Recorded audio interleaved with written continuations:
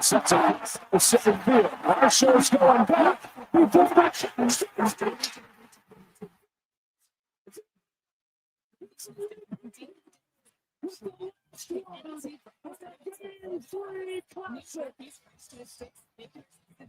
Biscuit or English muffin sandwiches, small hot coffee, and more. Limited time only at participating Wendy's. Taxes extra.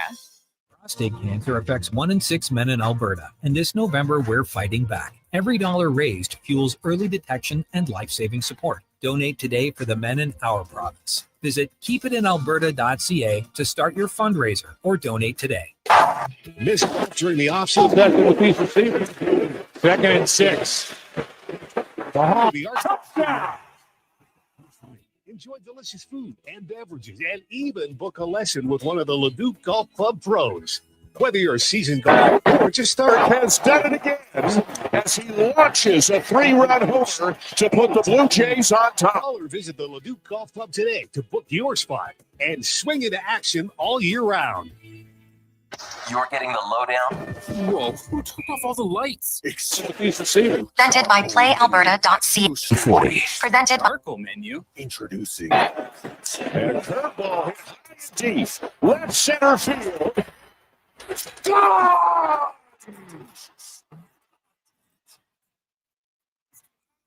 Row Kirk has done it again as he launched the center field. Our show's going back. I've been doing that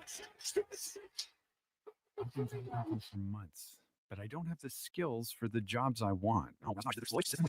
I've been job hunting for months, and with the help of Work First Alberta, I got hired. Work First Alberta can help you change your story. It connects job seekers with training and resources to find meaningful employment, and it can help employers find qualified candidates. Learn how you can change your story at workfirstalberta.ca. A message from the Government of Alberta. The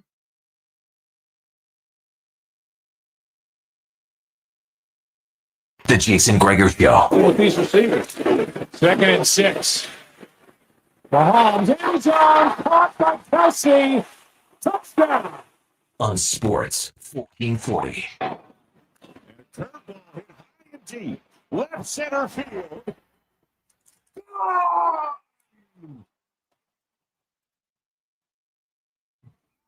Row Kirk has done it again as he launches a 3-run homer to put the Blue Jays on top.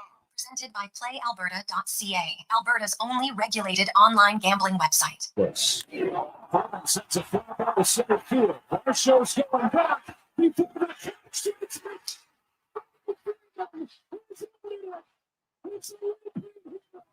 With the last word of the Game 3 Classic.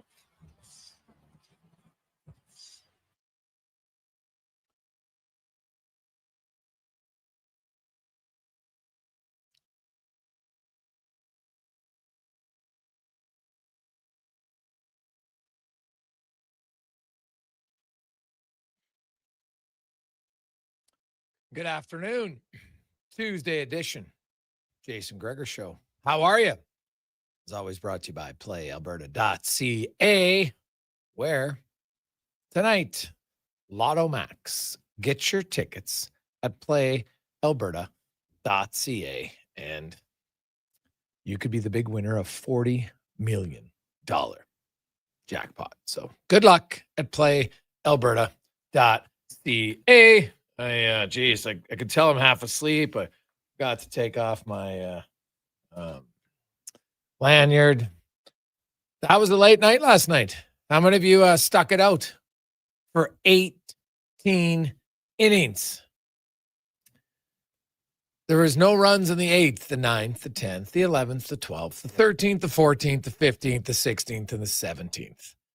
And I'm sure it's a tough loss for the Jays. It is only one game. It felt like more. It is only one, and they don't have any time to feel sorry for themselves. They're in the World Series. Like, you know what? You could say, baseball's not that hard. Well, baseball is pretty hard when you got to play 18 innings, and now you got to go back and play 9 again. I'll be curious to see, does Will Smith, is he catching today for the Dodgers? Because if he isn't catching, now maybe he can play a different position, but you got their DH on the mound in Shohei Ohtani. So That's an interesting question. What about the Jays? George Springer going to be ready? Bo Bichette, Alejandro Kirk? Because I can tell you the Jays lineup, and you saw it, you watched it in the last 5-6. Like they didn't have a lot of threats at the plate. Vladdy wasn't getting any real good contact on the ball at all night. I think he had one swing that really had any great contact. Barshow, yeah, he can hit a home run for you every now and then, but man, Barger was, of all the decisions you make, and you got an 18-inning game, there's lots of decisions. And clearly all the pitching decisions were right. You can't question it. Like even Brendan Little, he came in the 17th, and he doesn't normally pitch 2 innings. So, like, at that point, what do you do? But if they're the only decision, it doesn't mean they would have won. The Barger one, and I said at the time, I'm like, why are you taking Barger out of the game? He's a good fielder. He's got a rocket of an arm. And you already had Springer and Bichette out of the lineup. It's a big drop-off when you put Isaiah Kiner-Falefa, right? Good fielder. Doesn't bring you much punch at the plate. Like Bo, it's not even close. Right? And then, France is compared to Springer, same thing. So that would be the only thing. But in an 18-inning game, like, what do you do? They just, the Dodgers had all their big guys in. And the Jays, that was the thing that was impressive. All the relief guys, man, like, they were outstanding. I have no qualms with how they pitched at all. They battled. The whole team battled. It was a hell of that's an epic game. It sucks that one team has to lose. It does. And now what's interesting in Jays, if you're looking for some good news, the other World Series game that lasted 18 innings was also involving the LA Dodgers in 2018. And that was the only game of the series that they won. They were down 2-0. They won game 3, and then they lost game 4 and 5 the next 2 nights, despite winning in 18 innings. So, hey, the Jays could come back, bounce back today. Shane Bieber up against Ohtani. You know what? Obviously, they're going to want their starter to go a little bit longer today for sure, if he can. But, both teams at batters are going to try to get them out of there. So it makes it very interesting now, the decisions you have to make. Like some things you learn, like everybody was talking about how the Dodgers bullpen was brutal. Now, they didn't face the star-studded lineup of the Jays, right? As mentioned, they were missing Kirk, and they were missing Springer, and they were missing Bichette, and who else? Barger. So, like, that's 4 pretty good bats that are out of the lineup. But their bullpen looked pretty good. That a lot of guys come in and get some key outs, and man, like the Jays had chances. God, they had chances. Guy thrown out the plate, guy thrown out at third base. It's a tough one. Jays threw out a guy at the plate. Like that game had everything, man. Like that was a classic game. And at a certain point, you're invested. Like I put my son to bed. I said, hey, now we had a hockey practice early this morning. So I wasn't loving the fact that I was up late. And then I got to get up at 5:45 for a 6:30 practice. It's not ideal, but hey, you know what? Those are the sacrifices we make. That was a choice. But I knew if I went to bed, I wouldn't fall asleep. I'd be like, well, what's happening? I got to go watch it. So stayed up and watched it. And I'm happy I did, because it was like every inning had a different storyline. And like you looked at it from both sides when, the future Hall of Famer comes in for one hitter, excuse me. And you're thinking he's either, this is going to be great, or that might be his last appearance as a pitcher. And Clayton Kershaw had an unreal career. Could you imagine? Like, if that squibbler is just a little bit slower, probably beats it out. The Jays score a run. So, Cons, did you gut it out? Did you watch the whole game? Absolutely. No way I was going to turn that one off. Similar to Mariners Tigers a couple rounds ago. Like, you get a game like that. That's appointment television for me. I have to tune in. That one was way more stressful. That Dodgers lineup, like, there's not too many easy goes every inning. It's like, oh, this guy could end it with one swing of a bat. Like you, got the early wake-up call, not for hockey, but a crying baby. But like you said, those are the choices we make. You got to live with the consequences. For me, it's another energy drink this afternoon, and looking forward to tonight's game. But as you said, like, for them to go as long as they did with that batting order and keeping the Dodgers off the scoreboard, it was quite impressive. And Eric Lauer, like gutsy performance Oh, there. God, Wondering how yes. his arm feels today. What he did was outstanding. It was just an amazing game, and someone had to lose. Unfortunately, it was the Jays. Had to be Freddie Freeman, the guy who represents Canada, of course. But what a moment for him. That was crazy. Yeah, when I look at Lauer and I go to everyone's like, oh, his arm, but Lauer pitched 5. He was a starter this year for lots. Now he hasn't been a starter for a while, right? And hasn't been stretched out like that. But it was I looked at that and there were so many unique storylines, like even Klein for the Dodgers, right? Like what a performance he had. And I found it interesting as I'm watching. And they're like, oh, Verducci's reporting that they're going to go to a position player. I'm like, there is no chance they're going to a position player. Why would you? Klein hadn't even thrown that many pitches, number one, at that point. Like it was, I don't know how that got traction, but it made 0 sense. Right? You were gonna live and die with Klein. He was gonna have to go until he couldn't go anymore. And even in his last inning there, like I thought he started to lose a little bit of his accuracy. And I thought, hey, maybe here's the Jays' chance. And unfortunately, he made a really good pitch, strike out Heineman. And you wonder if, and it's a what if. I don't know if Barger would have stayed in the game if we would have had a clutch hit or not. Right. But I would have liked the opportunity. That's all. So we'll see how the Jays rebound. I'll just say this. If it's me, and I know that they've done that, they put Straw in for defensive positions, but you do it when you're leading, not with 1 out and a gunner on first base. I could argue maybe if you would have had him at second base, but it's not like Barger's a terrible runner. He's not as quick as Straw, but like, what's the gap here? Like how much faster is he from second to home? That's what I'd like to truly know. Because if we're talking like 1 step, then you're looking and saying, okay, it's got to be on a hit. And the only way it helps is if it's on a hit that Barger, we don't think would score on. We got to make a perfect throw. And there's so many factors. Like I'd go with the bat. And I'm sure, hey, right. And it would cost them the game. Let's make that abundantly clear. I would hope now for the remainder of the series, to me, Barger's a guy I don't really take out of the line. Now, if you're up by 1 or 2 in the ninth and you want to put him in because you think Straw gives you an extra foot or 2 in defense, okay, I can live with that. But I'm not taking his bat out of the lineup, especially when you got other guys that like Springer. He just took himself out of the game by swinging, which sucked. And, that looked like a pulled muscle or something on the side. So we'll see. But it's, I got the Oilers game to work tonight, but I can tell you right now, I'll be doing double time watching the game on TV on my laptop while the hockey game's on.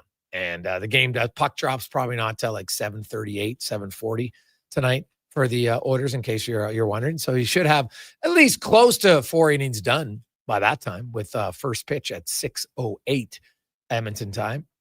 So should be fun. I'm looking forward to it. And hey, Shane, this is what they got you for, man. You're going to have to go toe-to-toe with Ohtani. So it's going to be a big test. No question about it. I was curious. I remember the game that I watched as a young kid and always stood out to me. It was not even 2 teams I cheered for. It was the Islanders and the Washington Capitals when it went to quadruple overtime. And I was like, got to stay up later, watch the game. I was like, wow, this is awesome. And last night, as I'm watching that, I'm just like, I'm wondering how many of you were in the same boat where you're just like I got to stick around for history. I'm going to be able to talk about that for a long time and remember, hey, I was there. I remember certain parts of the game. Each team had chances to score.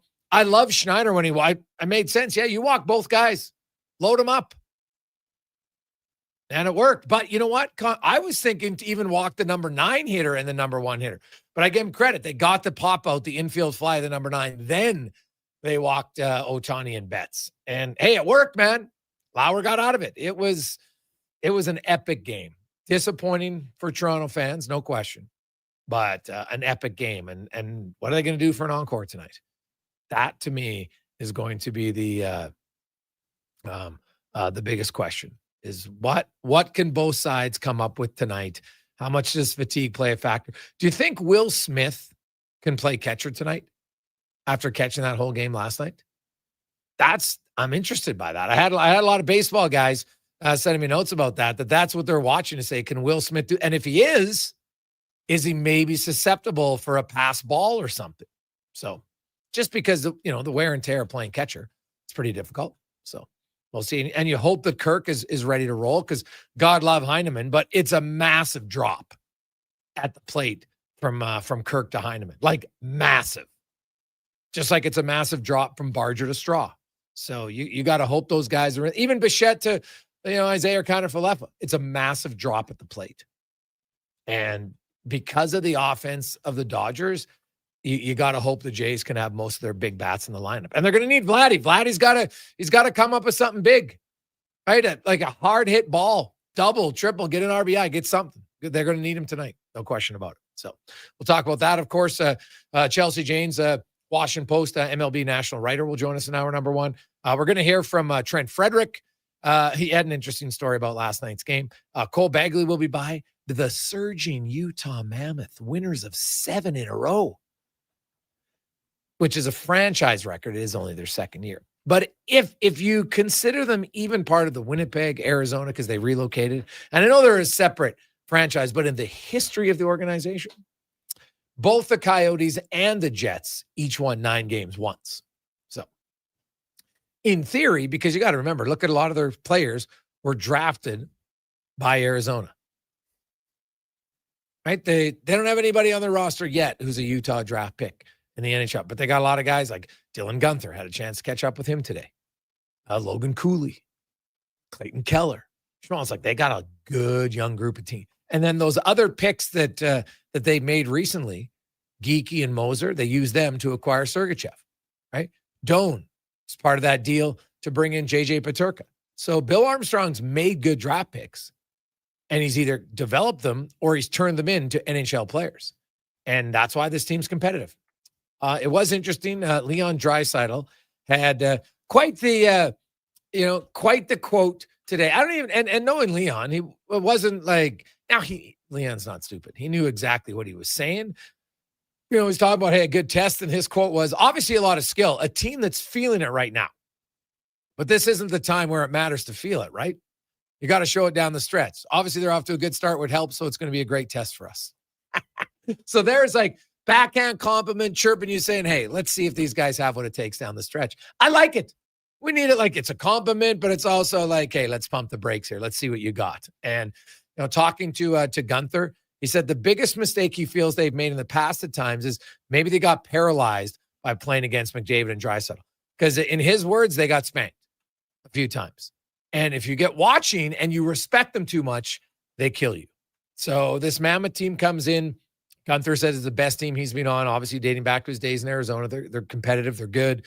They got good defense. They got good mixture of size and skill. Their goaltending's playing well. And they just want to not be intimidated. And look for the matchup tonight of the 2 fastest skaters in the NHL this season. Connor McDavid, Logan Cooley. That's right. Logan Cooley's top end speed is the second fastest. He's at 23.97 miles per hour. Connor McDavid's at 24.61. The only other guy within 1 mile an hour of McDavid is Cale Makar, who is at 23.68. So just, 0.95 1 mile an hour less. So that's how quick Cooley is, man. You watch him, that line is fast. Peterka, Guenther, and Cooley, they can really move. They move the puck well. Now, are they a defensive juggernaut? No. Utah gives up a lot of slot shots. Are the Oilers going to take the slot shots? That's something to watch for tonight. Can Edmonton, who it's been a really good matchup historically for the Oilers, can it continue tonight as it's Skinner versus Vejmelka in between the pipes? It's a busy day in the NHL. You can't get any busier. All 32 teams are in action. It starts at just after 4 o'clock our time. The Penguins, who won again last night, Sidney Crosby. Now, for anybody out there who I like to believe misuses the term generational talent, Sidney Crosby, that is a generational talent. Sidney Crosby became only the 9th player in NHL history last night to score 1,700 points. Up next, he's going to pass Mario freaking Lemieux. Now, Crosby, joked about, it's going to take me a few more games. It's true, but still, he's going to pass him. He needs 23 points to pass Lemieux. He also could, at the way he's playing this year, he could pass Steve Yzerman this season. He needs 55 points to pass Yzerman for 7th. And then there'll be Marcel Dion, Ron Francis next year. He's going to become the 5th player to get 1,800 points. No question in my mind. Right? 50 more points this year, 50 next year. That gets him another 100 points.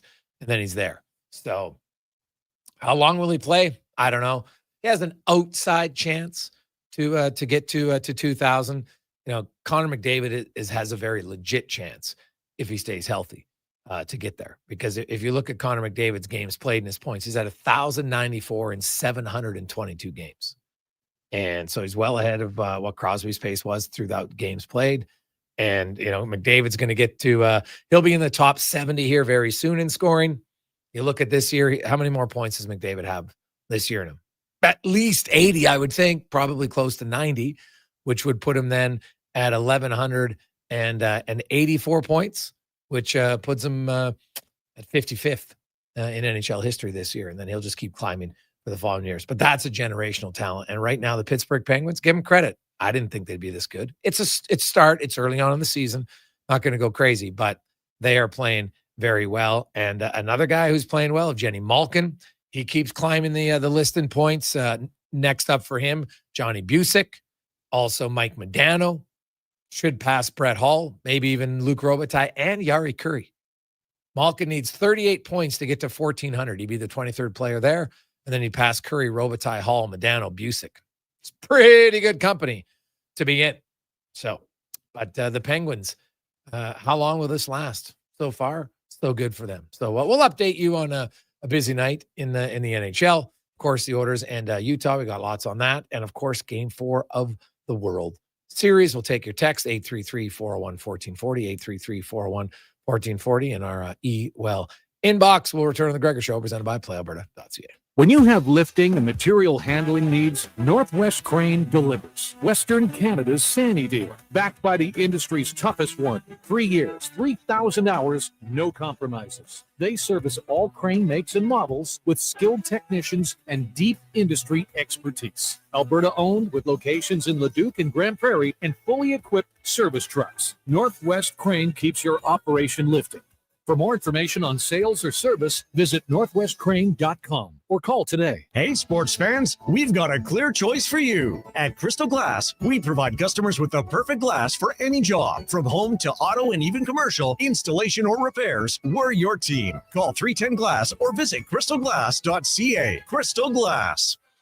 It's a new season, Edmonton, which means it's time for new offers. Play Alberta is offering odds boosts on every Oilers game all season long. This is your chance to score big.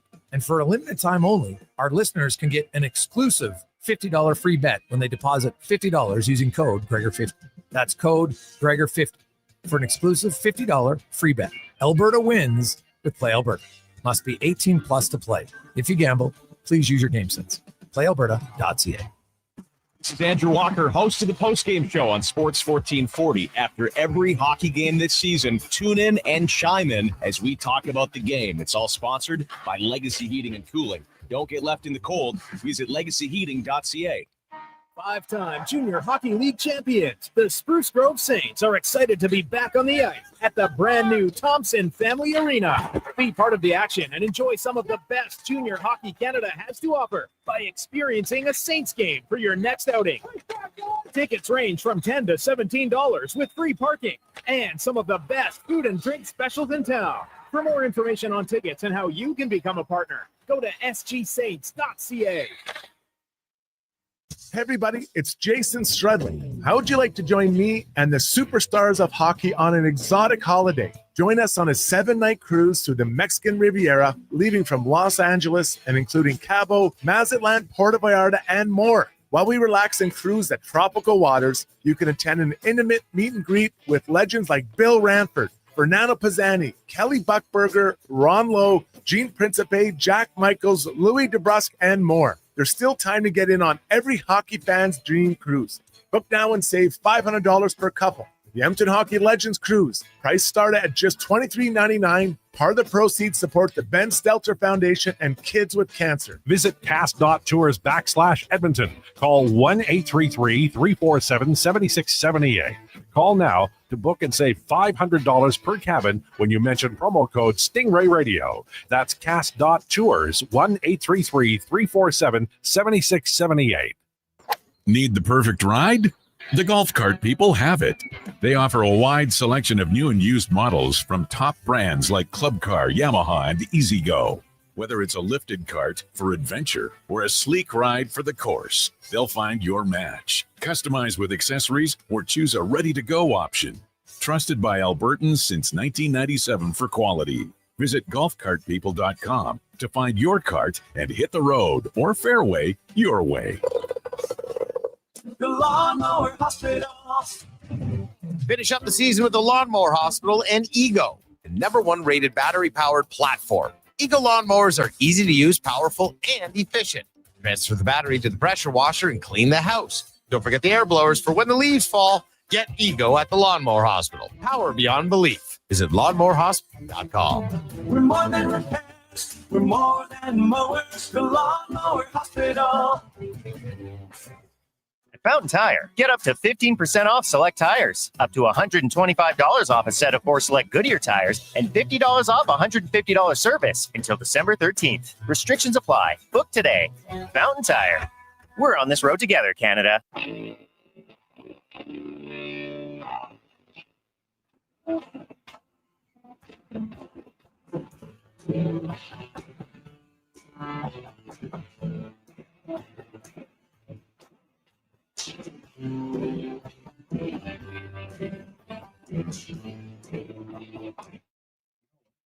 Portions of this hour brought to you by On the Rocks. The Oilers are back in action, and OTR is ready to be your hockey headquarters. Set $5.75 Molson Canadian, 69-cent wings. You can play, score, and win every game. See more at ontherocks.yeg.com.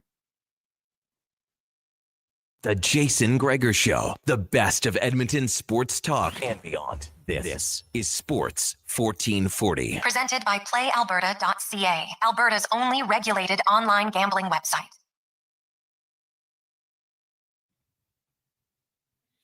$225. Welcome back. Game day. That means a lot of things today. 32 NHL teams going at it in 16 NHL games. And of course, you have game 4 of the World Series. It's game 4. You can argue that it's game 5 when you consider they played 2 games last night. 18-inning marathon between the Jays and the Dodgers that had set so many records for plate appearances and stranded runners, and man, it had everything. Most pitchers used by one team for the Dodgers. It was nuts, man. It was everything you'd want, except the ending for Blue Jays fans. But it was fantastic theater, which is what sports should be. The Gregor Show is always brought to you by PlayAlberta.ca. Thanks for listening. Thanks for watching on YouTube, Facebook, X, and Instagram. As we get to our MLB report, brought to you by Legacy Heating and Cooling, to ensure you get a good night's sleep, no stress. You never have to worry about your furnace conking out in the middle of winter. LegacyHeating.ca.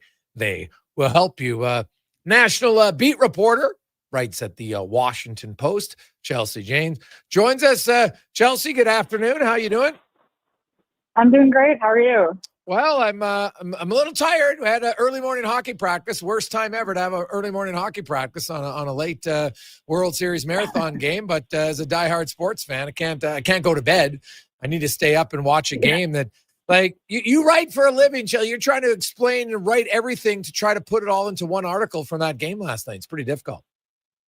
Oh, it was impossible. It definitely didn't fit. I mean, I feel like I left out half of what Vladimir Guerrero Jr. did, defensively and running the bases, which on any other night would have been a story. I mean, it was unbelievable. It was like a lifetime of things in one night.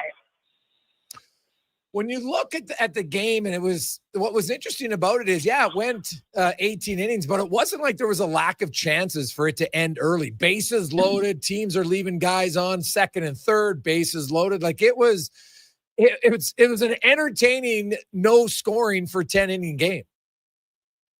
Yeah, it was. You could definitely see everyone getting tired. It felt like there were a lot of pop-ups in the infield, a lot of short fly balls. Just taking swings they wouldn't normally take on pitches they would normally hit, and that was part of it. They couldn't figure out how to end it. But yeah, I mean, just such an incredible kind of thing to witness. There's a lot of stuff that you probably won't ever see again.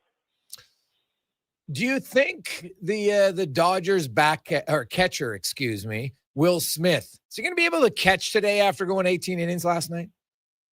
They asked Max Muncy that, and he said, "Yeah, what do you mean? Of course, he's got to catch again today." I think he will. I think he'll try.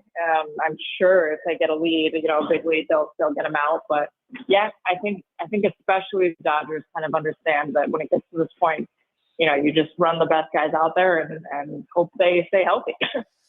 Yeah. What about now? You got to, quickly switch and you look at the matchup. Shohei Ohtani's on the mound now. Shane Bieber is on the mound. There's so many arms used in the bullpen last night. It's, tonight's any team, if you can get to either starter early, it's probably going to be a big difference because there's going to be some fatigue in both of those bullpens.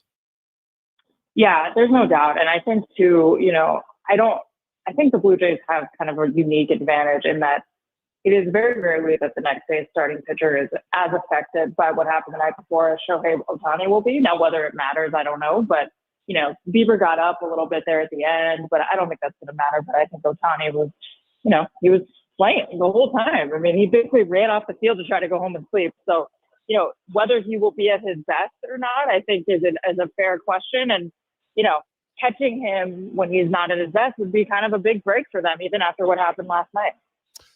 Do you expect the Jays to pitch to Ohtani at all tonight? I do. I think maybe in the early innings there's a chance. I think one of the reasons they pulled off late, obviously, was that every time he came to bat, he could have ended the game.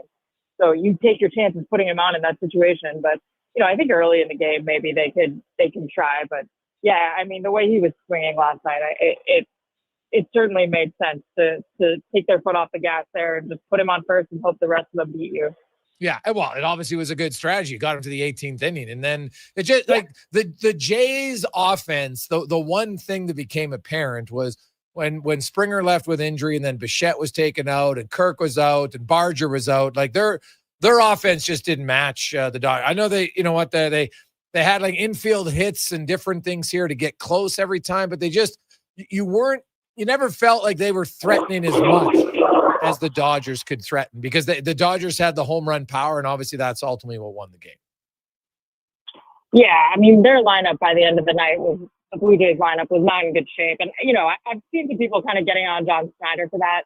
Number one, I don't think you can plan for a game to go 18 innings. Number two, like Springer gets hurt, that's out of your control. Bichette couldn't have played maybe even a full 9 anyway. Certainly wasn't going to play extra innings. He had to come out of the game. Kirk probably wasn't going to be able to go 18. You had to pinch run for him at some point. Maybe because Springer's out, you leave him. The only one that kind of really fits strangely with me is Barger. I just don't think when they pinch ran, they got as big an upgrade. But again, like if you think that game's ending in 9 innings, you play for every inch. So, just kind of a tough way for it to go. And they're not as deep as the Dodgers. And it shows. Yeah, definitely there. And we'll see how they bounce back. The Jays, that's what they've done all season long. They've been the best team in baseball coming from behind. They saw them come from behind in the last series, so they're going to have to do it again. No question. Well, what do you make of the Jays' chances? Because the last time the Dodgers won an 18-inning game, they didn't win another game in the World Series. So I don't know how much last night carries over to tonight. I don't either, but I would say as someone who's watched the Jays for most of this run and watching the regular season, I do think it's fair to assume they'll be completely fine after last night. I mean, emotionally, right? Like, I don't think there's going to be any sort of backing down, any deflation there. They just seem extremely resilient and kind of happy to be here in the best way. So I think it's all about whether they have enough pitching, to hang in there. I've kind of assumed the series is going to go back to Toronto. They just seem resilient. I still think that, but I think if Shane Bieber kind of falls apart early, that's going to be really tough to overcome. But I don't think there's any reason really to expect that. If you're the Jays, Chelsea, and it's hard to do, but what's the best way to have success against Ohtani when he's pitching? I think today it's to make him throw strikes, to really wait him out. I just think today it's 90 degrees here already. I think it's going to be hotter at game time. I mean, he's tired, and he cramped last night, I think, at second base at one point. So I think you just have to say, this guy just can't possibly be at full strength, and try to make him throw as many pitches as you can and get in the bullpen, because I think they're getting him at maybe a uniquely vulnerable time. Whether that actually matters to him, because it seems like nothing affects him, I don't know. But it's a time to kind of take your chances and see if you can get him out of the game early. Chelsea Janes joins us from LA. Of course, Game 4 of the World Series goes tonight, 6:08 first pitch, Edmonton time. You got boots on the ground, Chelsea. What are you hearing as far as, Springer's availability potentially for tonight? It's less than 4 hours from now. Alejandro Kirk, even Bo Bichette. What's kind of the scuttlebutt around them? Yeah, so John Snyder talks in like an hour, a little less. Okay. So we haven't heard anything more, have not seen any of them out on the field or anything. So no kind of early indications from that. I thought they were fairly optimistic about Springer last night, but it's hard to imagine he's back in there today. It's hard also to imagine that unless Bo Bichette had something else happen, that he wouldn't be back in there today at this point. So I don't know, but yeah, we have not heard yet, and obviously that'll matter quite a bit. But I would assume Kirk will be in there. It's hard to imagine sitting him in a game like this. No, God, no. I would think he would play. What about the Dodgers? Any changes to their lineup do you expect other than the pitcher? The only one that kind of makes sense is that they might sub out Andy Pages at the bottom of the order. He's just been terrible, but he's kind of been terrible all along offensively, and Dave Roberts sticks with him. He's a good defender and has power when it hits. So, yeah, and that's kind of the only one, but maybe Tommy Edmonds a little banged up. He played a lot last night and has kind of an ankle thing. So, they've got pieces there if they need them, but I think more than anything, they're just going to have to run everybody back and see who survives. It's interesting about Pies because in the regular season, man, the guy was a really good hitter, and now he can't hit to save his life. It's wild. Yes, he had a great year. He had a great year. I think there's kind of the feeling there that, he's just trying too hard. He's not taking the at-bats he should, and easier said than done to fix that when you haven't been here as many times as the other guys on your team and you're in the World Series. But yeah, Dave Roberts has been pretty loyal to him. So, I think we'll see today how loyal, but he's definitely struggling. Kind of the real black hole in their lineup, which really doesn't have many. When you look at Freddie Freeman's career, you think he's going to be a Hall of Famer? Oh, yeah. I think he's a Hall of Famer. And I think I say that in part because he's been very explicit, too, about 3,000 hits really matters to him, and I think he'll play long enough to get it. And you see some signs, a little bit of him slowing down, but not a ton. Honestly, the numbers are not showing it all that much. So, yeah, I think he's a Hall of Famer. I think he's one of the best hitters of our time, and so it's kind of interesting. It felt like a ho-hum walk-off homer in the World Series last night. It was like, yeah, that makes sense. Freddie Freeman would do that, and that really speaks, I think, to his resume. Yeah, well, straightaway center field, and I think he's the only guy now in Major League Baseball history. I think I read last night that 2 walk-off home runs in the World Series. Yeah. He's a big game player, and he genuinely seems like one of the nicest baseball players you've ever met. Yes, super friendly. Watching him and Vlad Guerrero talk at first base has been kind of delightful. So yeah, totally friendly. Friendly with us.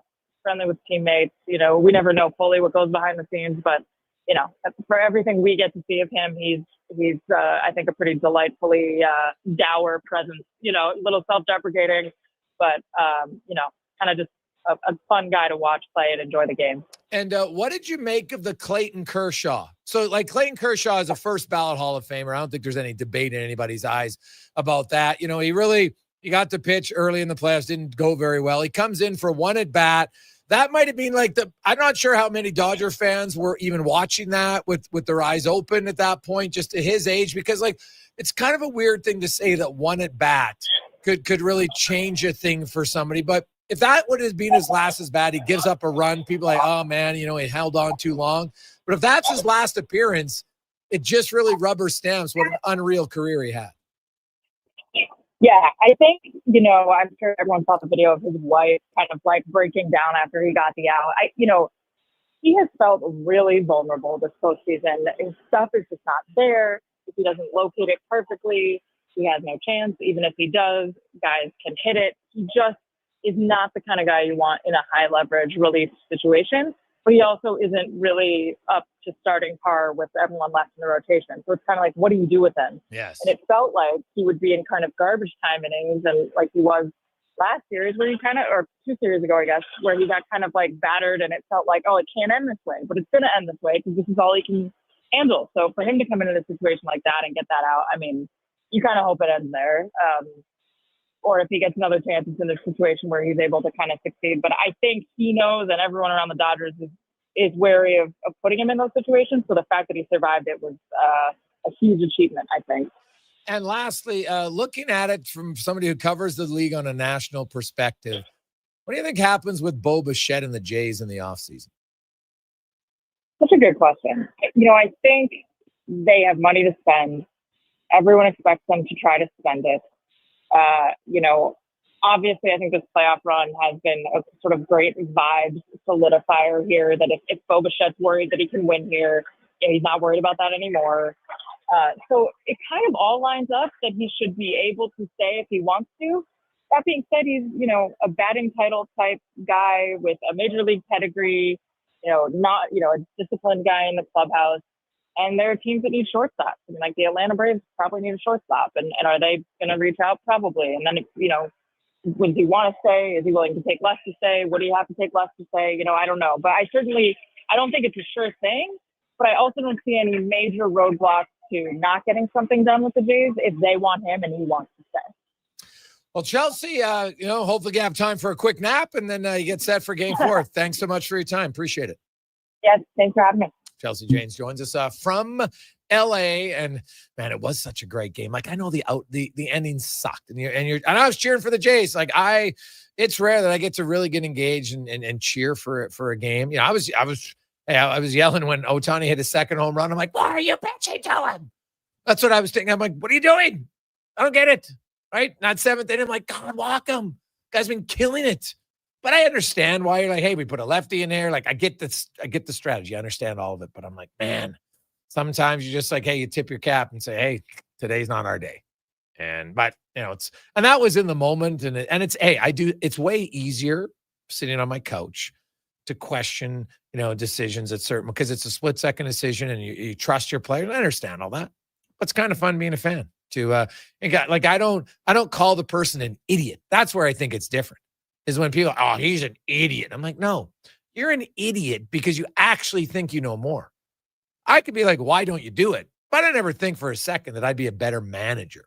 So that's to me where it's the difference, is where some people actually believe that they could be a better NHL head coach.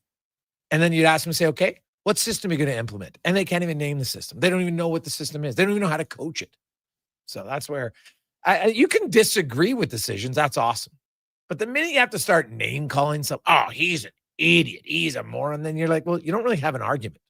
So I got fired up last night about that game, man. And it was tough to see them lose, for sure. Right now more than ever, you got this, there's for me anyway, personally, and I'm like, I don't have a lot of love for the United States right now, and there's lots of things and how they're trying to treat the country. So I'm like, hey, I'll be proud Canadian. I'll never apologize for that. So I don't have to call anybody names to say, you know what, I'm really disgruntled with your country and really have no interest in, like, why would I spend my money there? I'd rather spend money in Canada or spend it somewhere else. Not going there. It's just how I feel right now. So, and I've traveled the U.S. lots and I've loved it in the past, but right now, no thanks. We'll come back. We got lots of order talk to get to on a busy slate in the National Hockey League.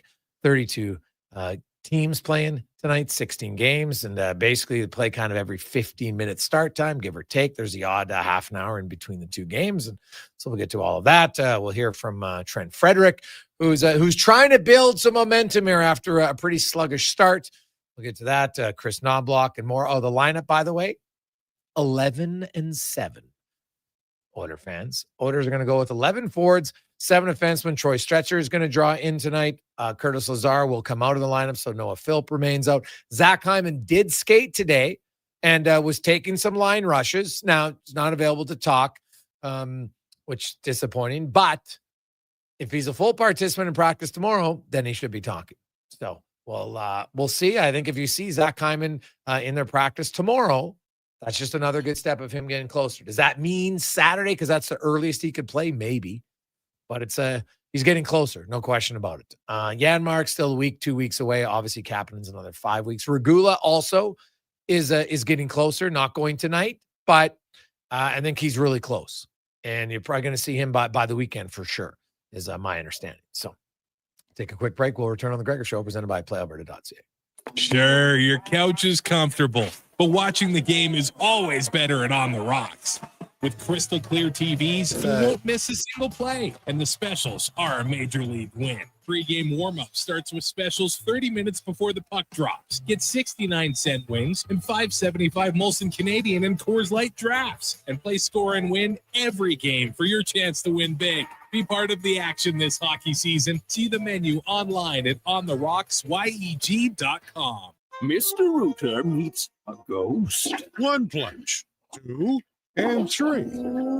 A toilet clogged with a ghost? Man, I love plumbing. You're free now. I will never find peace. The clog is fixed, yes, but I have never trusted the sump pump. No problemo. I can fix that. Now go to the light, you little scamp. Thank you, Mr. Rooter. To resolve your unfinished plumbing business, trust one plumber, Mr. Rooter. Scott McGilvery here, HGTV host and renovation expert. The one upgrade I know homeowners will love: better, fresher Culligan water straight from the tap. Culligan's Aquessential reverse osmosis filtration system takes your water to the next level. With up to 7 stages of filtration and 14 filter options, they're certified to reduce over 90 contaminants. Your tap water is about to get a major upgrade. Safer water that tastes great. Get started with a free in-home water test at Culligan.com. Culligan, water you love. You got a go-to coffee spot, a trusted barber, even a lucky game day jersey. But when it's about looking your absolute best, there's only one name you need: Mr. Dirk. Family run since 1939, we're experts in crafting impeccable tailor-made suits and offering a wide variety of everyday styles. Pair that with personalized one-on-one fittings and the convenience of on-site tailoring. Mr. Dirk elevates your style game. Visit our Edmonton store or explore MrDirk.com. Score big on style with Mr. Dirk. Jason Gregor isn't just a sports guy. He's a community builder. With over $2 million raised for local charities and his Gregor Foundation, he's making a difference on and off the air. Check out Gregor weekday afternoons on Sports 1440. Well, get ready for a silly hockey fans. Your partner in power just skated onto the ice. EWEL.ca, the new e-commerce website for electrical wholesalers Edmonton, is ready for the power play 24/7, 365. UL skates to where the puck will be in 5 years. Now that's forward thinking. Killer selection, slamming products from the best brands, and legendary service. Don't sit on the bench. Get your account today at ewell.ca and win that project. Plug into your partner in power. Get an EWEL.ca account today. Get ready, Edmonton. Glow Christmas Festival returns to light up the Edmonton Expo Center from December 4th to 31st with dazzling activities for the entire family. Wander the glowing trails, meet Santa in his sleigh, and shop from over 30 local artisans and vendors with handcrafted gifts and holiday treasures, perfect for everyone on your list. Get your tickets and learn more about what's on this season by visiting the calendar of events at edmontonexpocenter.com today. Looking for an all-season vehicle with room for the hockey gear, comfort for the daily commute, and rugged capability for your weekend adventures? That's the all-new 2025 Jeep Compass, and you'll find it during the biggest sale of the year this month at St. Albert Dodge. Now, what can I say? It's a Jeep, it's a 4x4, and it's loaded with standard features like an 8.4-inch touchscreen, keyless entry, and heated front seats, all starting from just $34,900. Head up the trail and see how easy it is to do business at St. Albert Dodge.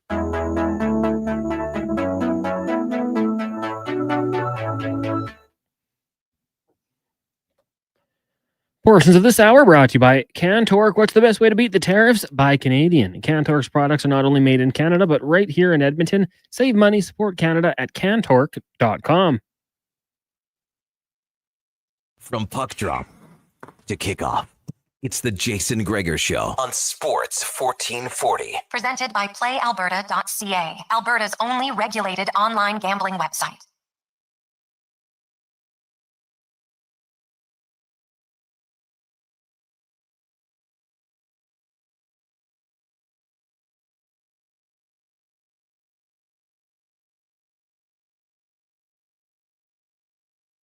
.247. Welcome back. Game day. World Series, NHL, Edmonton Oilers hosting the Utah Mammoth, winners of 7 consecutive games. Franchise record. I know it's only 2 years as a franchise, but still, records are records, baby. So we'll see where it goes. The Gregor Show is always brought to you by PlayAlberta.ca. Lotto Max, $40 million tonight. Get your tickets at PlayAlberta.ca. We got a lot of text to get to. Also, we're going to get to the oil report in a second. We got. Tell me when we got the. Oh, we do got it. Okay, perfect. We're going to get to the oil report brought to you by Go Auto. Shop over 15,000 vehicles at GoAuto.ca. They got 28 new vehicle brands and 69 locations to choose from. Anywhere you need a vehicle, they will help you out. GoAuto.ca. And we had a sit down earlier today with Oilers winger Trent Frederick. With Trent Frederick. And Trent, I think the last game in Vancouver, from an outside perspective, looked like your best game of the season. Did you feel the same way, like just more engaged, your line, a lot more offensive zone pressure time? Yeah, just try to be simple, protect pucks, try to be physical. Obviously, not very much offense right now, so just try to provide something else and kind of check my way out of it until things start going, I guess the right way. When sometimes it might feel like we'll just hit. It's hard to just be physical, right? Like nobody scores a goal every game. Nobody gets big hits every game. So is it more so sometimes it's simpler just to be like, okay, we'll try to grind my way out of this to get more chances? Yeah, I mean, you have to be careful. You start checking, your stick's in the air and pucks just go by you and you're not getting possession. So, you have to be a little, have a good stick while you're finishing guys. And, I don't know, it's just a good way to get engaged and be a part of the game. You mentioned you're not scoring much. You've obviously been through that before in your career. What do you attribute to when you go in a little bit of a funk offensively? Like you're saying, like, why do I go in a funk? No. Like when you're in it, like any idea why you get in it and then how you get out of it? Yeah, I mean, a little bit it's confidence, right? Like you're making plays, you're deferring when you could attack, and a lot of it is mental confidence. It's not like the physical body. I get worse or better. A lot of it's confidence and just skating, and a lot of times when you're in a funk, you're thinking more and your feet are moving, and I think that's something I'm getting out of now. Now, you lots of guys have moved around different positions at times. Is that harder, or is it better? Does it really matter when you're an NHL guy? You can play any position. It shouldn't matter. Yeah, I mean, our system, when you're first guy back, you end up playing low a lot of times, and the wings get mismatched when you're coming back in the zone. So I don't think it's a big. I've kind of been used to it my whole career. I feel like in Boston we switched up the lines a good bit and positions, and sometimes when you can play all three positions, when stuff is going right, you start moving the lines around and you get flipped and flopped. So it's something I don't mind. Now, are you a baseball guy? Did you grow up playing ball? Do you watch ball? Yeah, I'm a big baseball game, especially playoffs. October baseball is the best. So do you have I'm assuming you're a Cardinals fan or what? Yeah, Cardinals fan. I was a very big fan until the last couple of years. I faded away from the Cardinals a little bit. I guess a little bit of bandwagon, but they were really good growing up. And are you watching the World Series? Lots of guys in here, of course, rooting for the Jays. I don't know if you have a rooting interest for either team. Yeah, Jays. I'm not going to lie, though. I didn't care who won the last series. I just didn't want the Yankees or LA to win. So I'm on the Jays bandwagon. Now, last night's marathon 18-inning game, I'm assuming on a game night you don't watch that? Or having played lots of overtime games, is it one where you're like, maybe I am intrigued to want to see it? Yeah, I mean,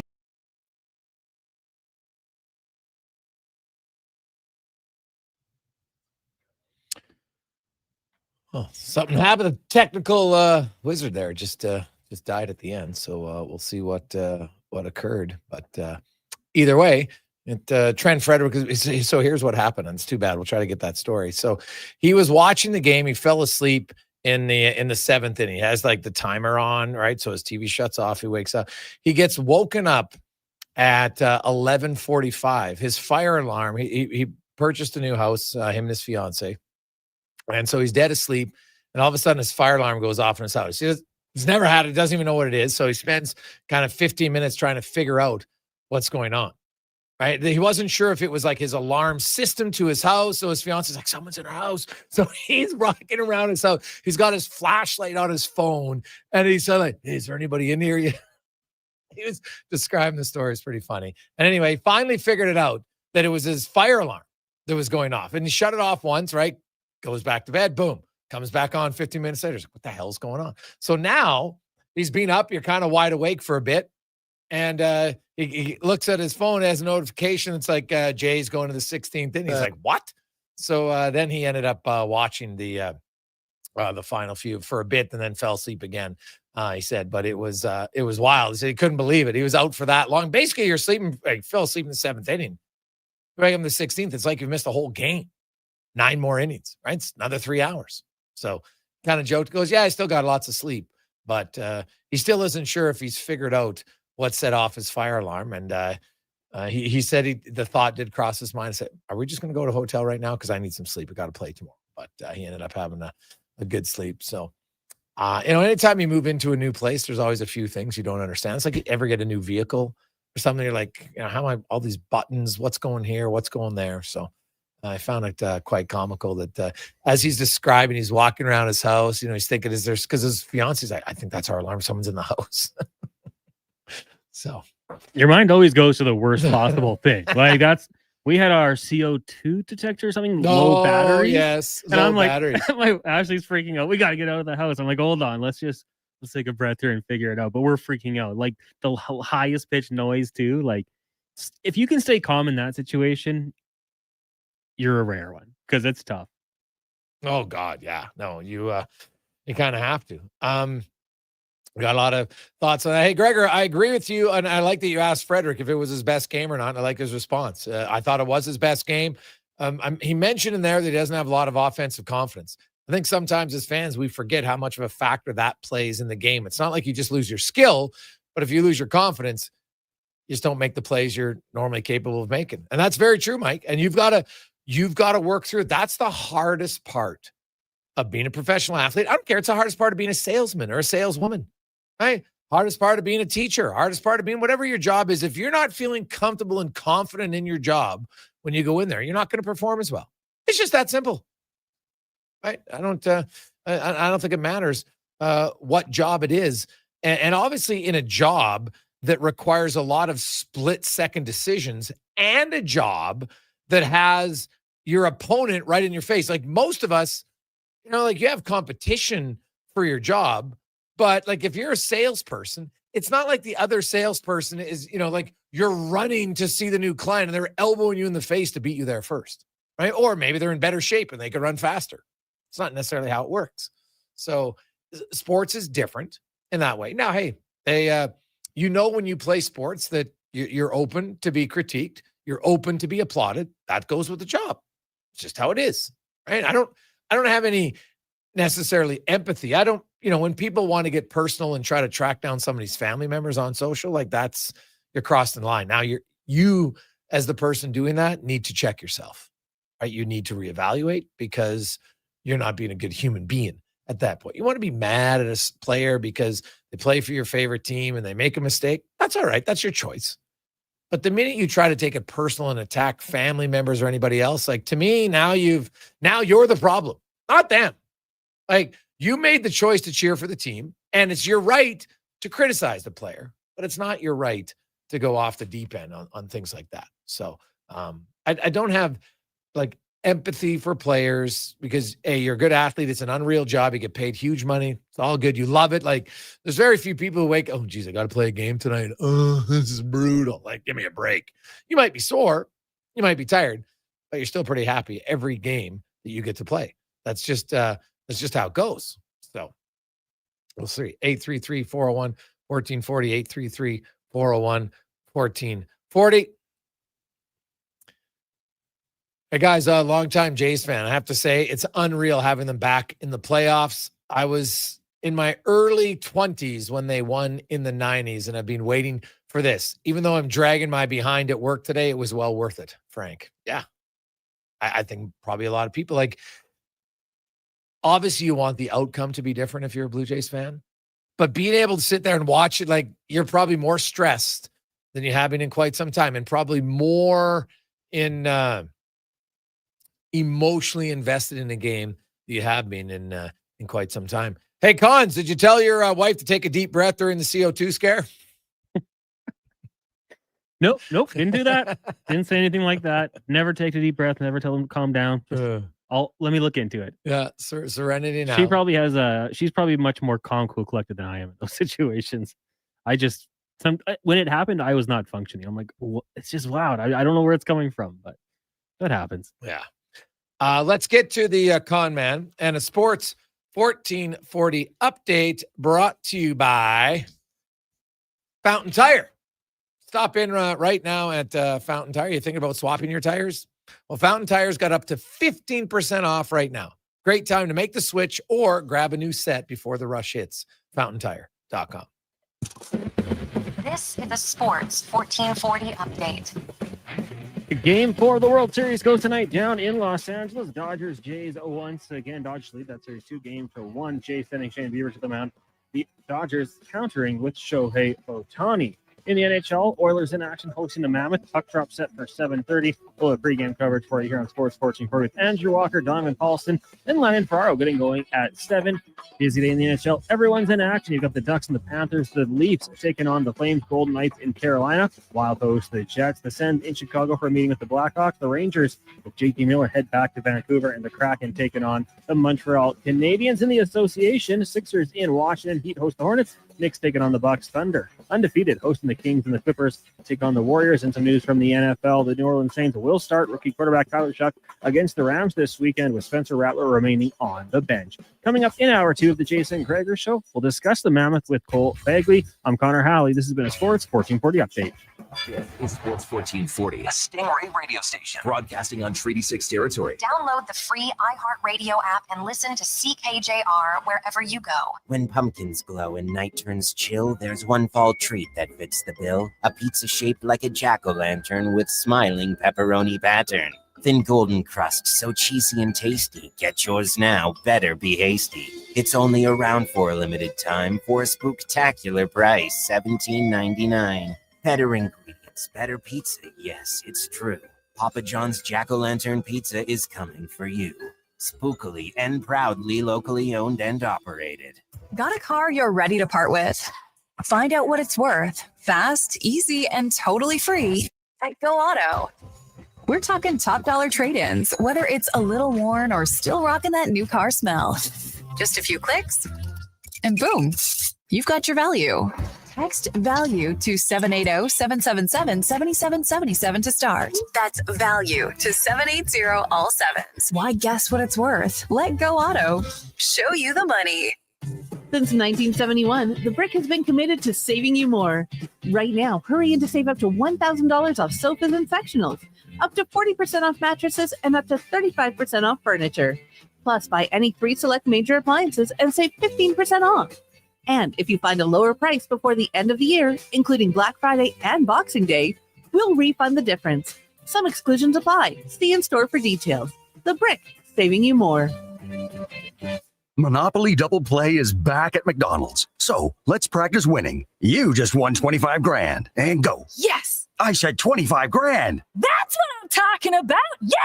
Much better. Okay, now you just won a brand new Chevrolet Corvette. I think she just fainted. Impressive. Feel like a winner on pack and in-app. Monopoly Double Play is back. While supplies last, 1 in 5 chances to win game piece prizes at outset. Chances to win draw prizes depend on number of entries in each draw. Cash prizes payable by e-transfer. See rules in-app. Can an energy provider make you feel carefree? We think so, because who doesn't like to be surrounded by good energy? Great rates, always. Gimmicks, never. Perks that reward your loyalty, and energy experts who know what's what. Carefree just feels good. Encore by EPCOR, your carefree electricity and natural gas provider.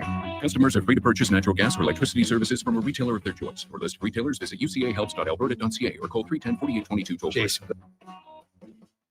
When it comes to choosing a hair clinic, the difference is in the doctor. I'm Dr. Van Celliot.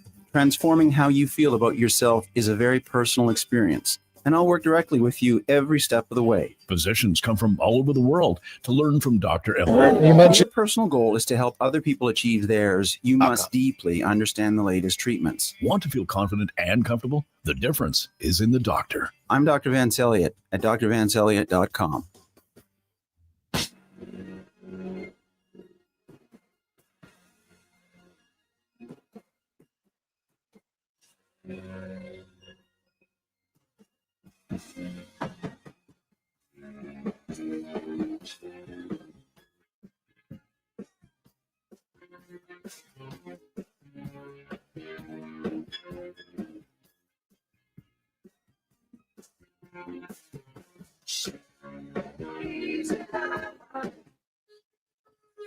Portions of this hour brought to you by Culligan for all your residential water needs. Your local water treatment company. More than just big bottles. Culligan.com. The Jason Gregor Show. The best of Edmonton sports talk and beyond. This is Sports 1440. Presented by PlayAlberta.ca, Alberta's only regulated online gambling website.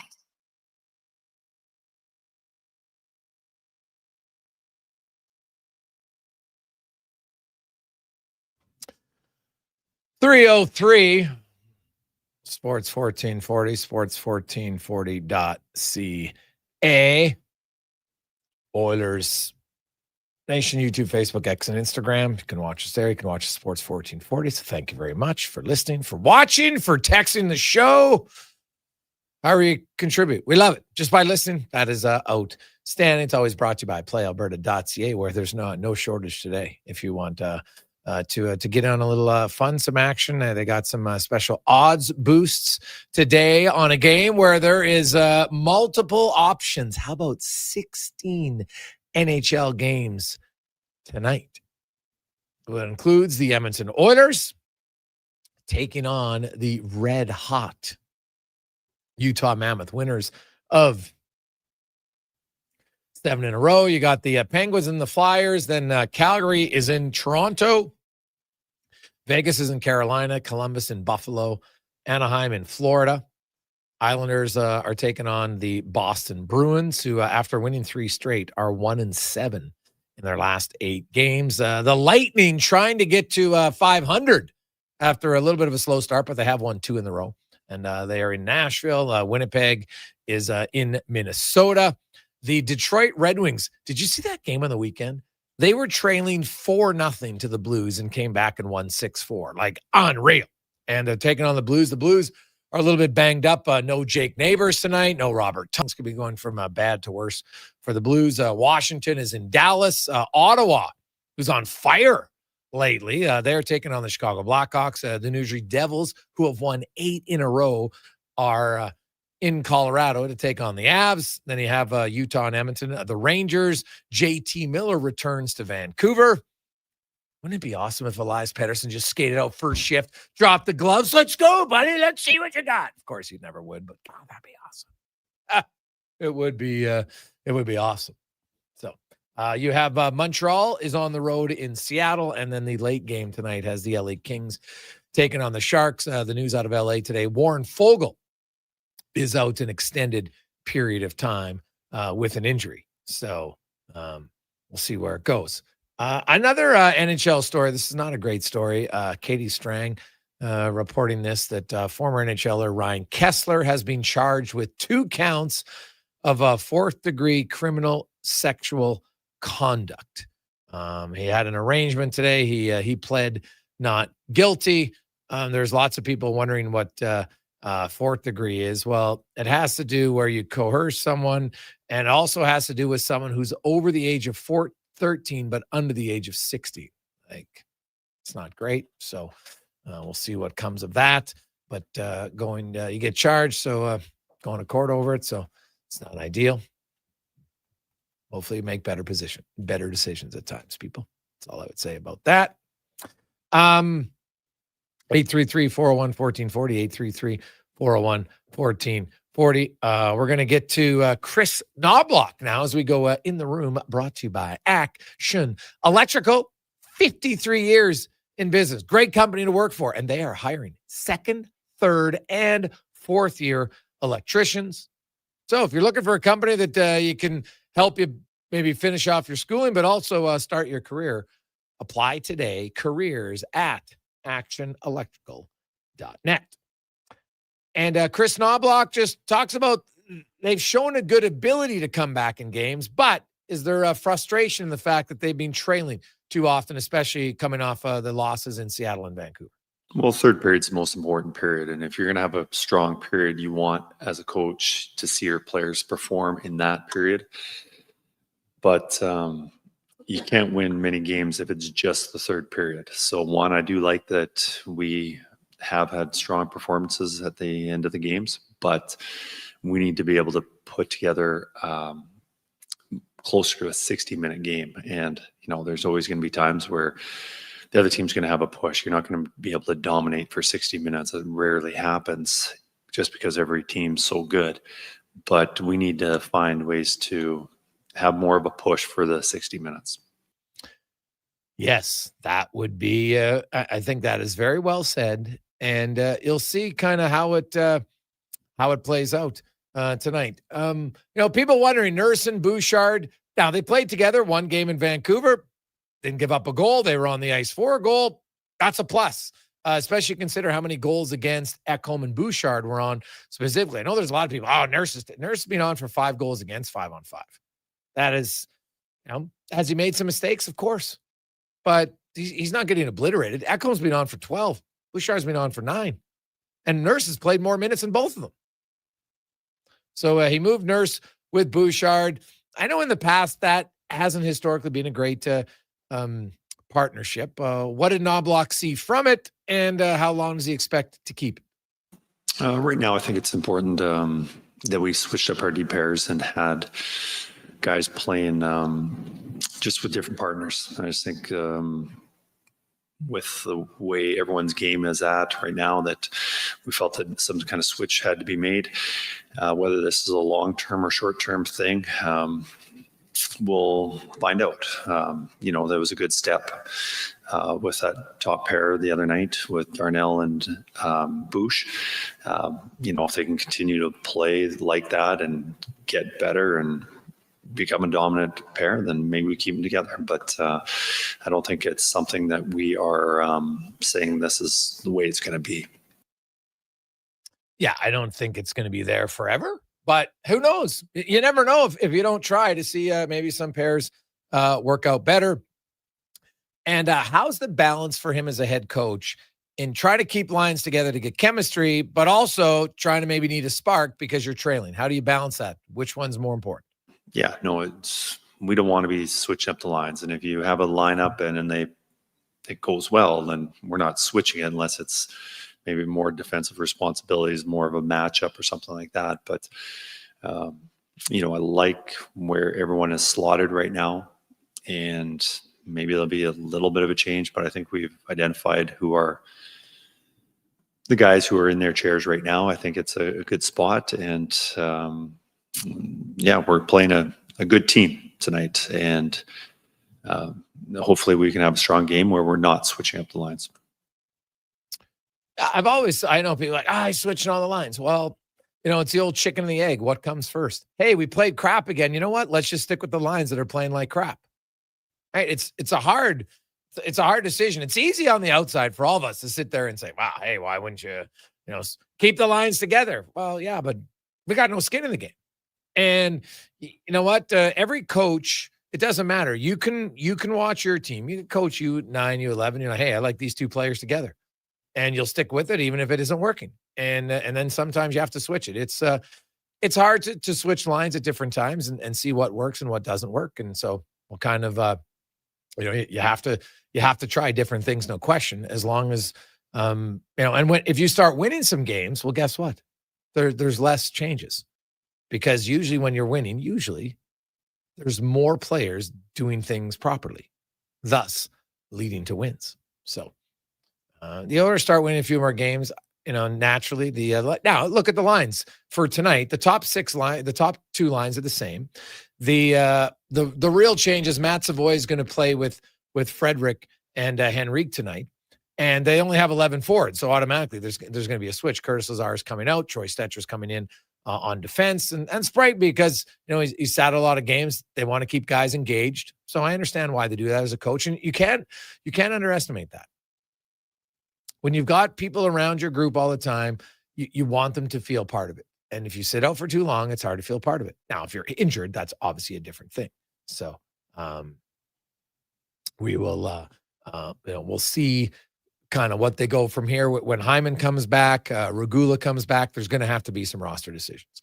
Now, I crunched the numbers. In theory, the Oilers, Regula comes back. That's your 23 man on the roster. Because right now, Kapanen counts on the cap, but he doesn't count on the roster because he's on IR. So Regula comes on. Now Hyman comes off.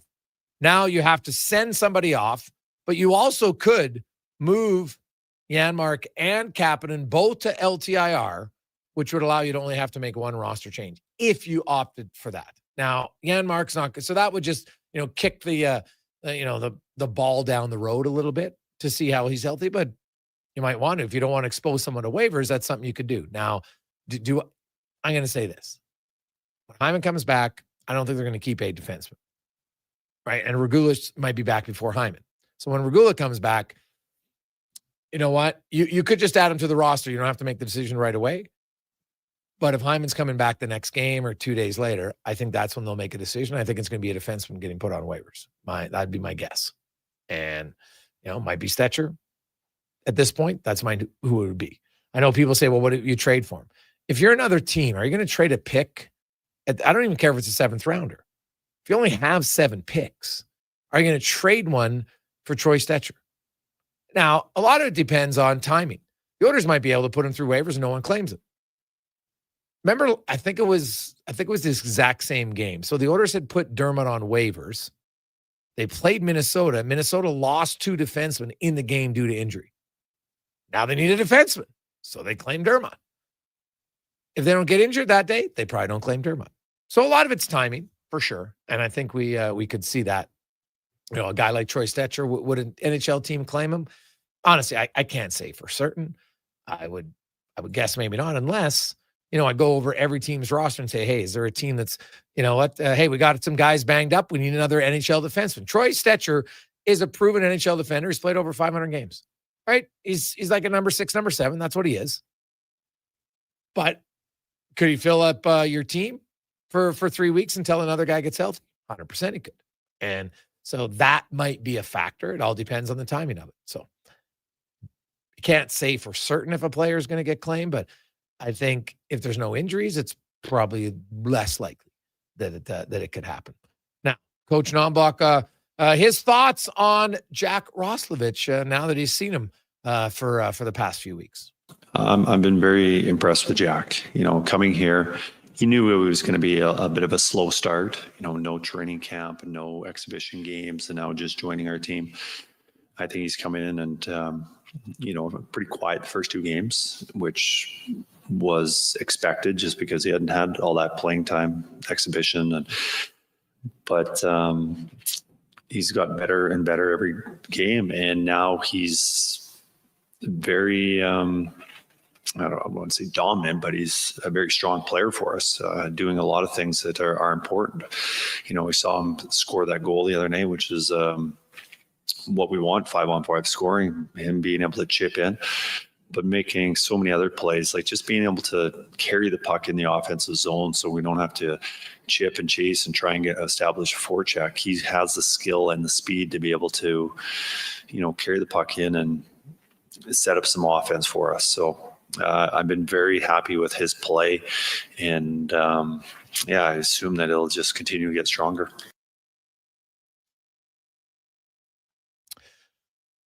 Well, you look at Roslovic with the speed. The one thing I was a little surprised was that we didn't see him on the ice in overtime with his speed.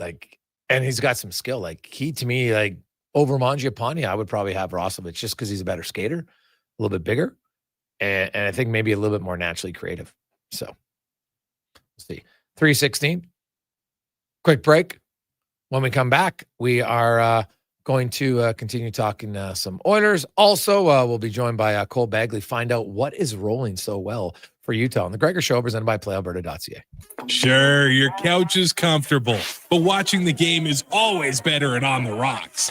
With crystal clear TVs, you won't miss a single play, and the specials are a major league win. Pre-game warm-up starts with specials 30 minutes before the puck drops. Get 69-cent wings and $5.75 Molson Canadian and Coors Light drafts. And play score and win every game for your chance to win big. Be part of the action this hockey season. See the menu online at ontherocks.yeg.com. Whoa, who turned off all the lights? Experience the new charcoal menu at Booster Juice. Charcoal menu? Introducing the Eclipse Smoothie, Blackout Booster Mixer, and Midnight Booster Ball. Where's that voice coming from? Dark and delicious, made with activated charcoal. Can we please turn the lights back on? Sorry, I'm just excited about the new charcoal menu. Wow, that is good. Right? Available now, only at Booster Juice. Legacy Heating and Cooling is the #1 furnace replacement company for zombie hunters. Those who know their old decrepit furnace passed away years ago. It's decaying husk shuffling around now as the furnace of Legacy Heating will send your undead furnace to its grave, replacing it with no payments and no interest for 1 year. Protect your legacy from the beast in the basement. It's time to destroy the furnace of the dead. Legacy Heating and Cooling. Performance by Action Electrical today. Their projects team kicked things off, designing and building with unmatched skill. Then the service team swoops in for those crucial repairs and maintenance. And don't forget the testing team, ensuring everything's safe and sound before the solar team scores with sustainable energy. A complete team effort. Have Action Electrical bring home a win for you and your project. Visit actionelectrical.net. This is Andrew Walker, host of the postgame show on Sports 1440. After every hockey game this season, tune in and chime in as we talk about the game. It's all sponsored by Legacy Heating and Cooling. Don't get left in the cold. Visit legacyheating.ca. Japa Machinery Group knows that XCMG may not roll off the tongue, but Japa's team will help keep your construction jobs rolling on time and on budget with heavy equipment sales and rentals. Visit japamachinery.com to find out more. Ring in the new year with a Canadian country legend. December 31st, in concert at the Silent Ice Center in Nisku. Brett Kissel. She drives me crazy. Multiple CCMA and Juno Award winner, platinum-selling recording artist, and top 10 hitmaker. Celebrate the new year in Alberta, country style. Bring your friends, your cowboy boots, and your party spirit for a night full of hits, celebration, and unforgettable memories. The countdown to 2026 starts with Brett Kissel live on stage. Get your tickets now at silenticecenter.com/events. Hey there, this is your wake-up call. It's time to change to your winter tires. Unless you want to be sliding and swerving around icy roads like you're some kind of dummy, head to Big Toy Shop and get it done right for a great price. We won't lie to you, inflate your bill, or waste your time. Time to change your tires. Big Toy Shop, 8315 Argyle Road. 780-298-2797. Prostate cancer affects 1 in 6 men in Alberta, and this November we're fighting back. Every dollar raised fuels early detection and life-saving support. Donate today for the men in our province. Visit keepitinalberta.ca to start your fundraiser or donate today. Well, looks like those hot sunny days are done. No more birthday suit by the pool for this guy. Ew. You're welcome, neighbors. Back to faux fur and flannel because it's fall, and it's also the perfect time to tackle those projects we've all been putting off, starting with the trip to Metal Supermarkets, of course. Metal cut to your precise measurements fast. The local convenience stores for Southside, West End, metalsupermarkets.com. Ritchie Brothers Auctioneers presents a massive 4-day unreserved heavy equipment auction at their Nisku site October 29th to November 1st, 8 a.m. Live online bidding on offer. Core construction heavy equipment, trucks, trailers, nearly every industry covered, including over $20 million of ag equipment. Register to bid online. It's free. Priority bids, timed auction, on-site viewing today. Sale starts tomorrow. Demand for equipment is strong. Contact your local territory manager to consign. More at rbauction.com. Fellas, I'm ready to get up and do my thing. I want to get into it, man, you know. Like a sex machine, man. Moving, doing it, you know. Can I count it off? 1, 2, 3, 4. Get up. Portions of this hour brought to you by Leading Edge Physio. We treat pain and injuries head to toe and some other issues that might surprise you, like incontinence, vertigo, neuropathy, and cognitive issues. We invest in the technology, techniques, skills, and people who know how and what to fix. Life shouldn't hurt. LeadingEdgePhysio.com. The Jason Gregor Show, the best of Edmonton sports talk and beyond. This is Sports 1440. Presented by PlayAlberta.ca, Alberta's only regulated online gambling website.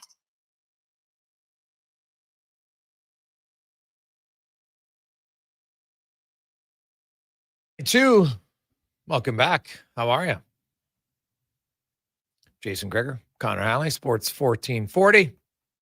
Sports1440.ca, YouTube, Facebook, X, and Instagram as we get you set for the Oilers' first of 3 consecutive home games for the first time this season, as they have Utah tonight, the Rangers on Thursday, and the Chicago Blackhawks on Saturday. 3 teams with goaltenders playing pretty well. Vejmelka tonight. You got Shesterkin on Thursday, and then you got Spencer Knight. It's on fire for the Chicago Blackhawks early on this season. Utah has, man, they've been very good. They have the best goal against differential in the NHL at +13 thus far. 37 goals for, 24 goals against. So they're the top 5 in goals for.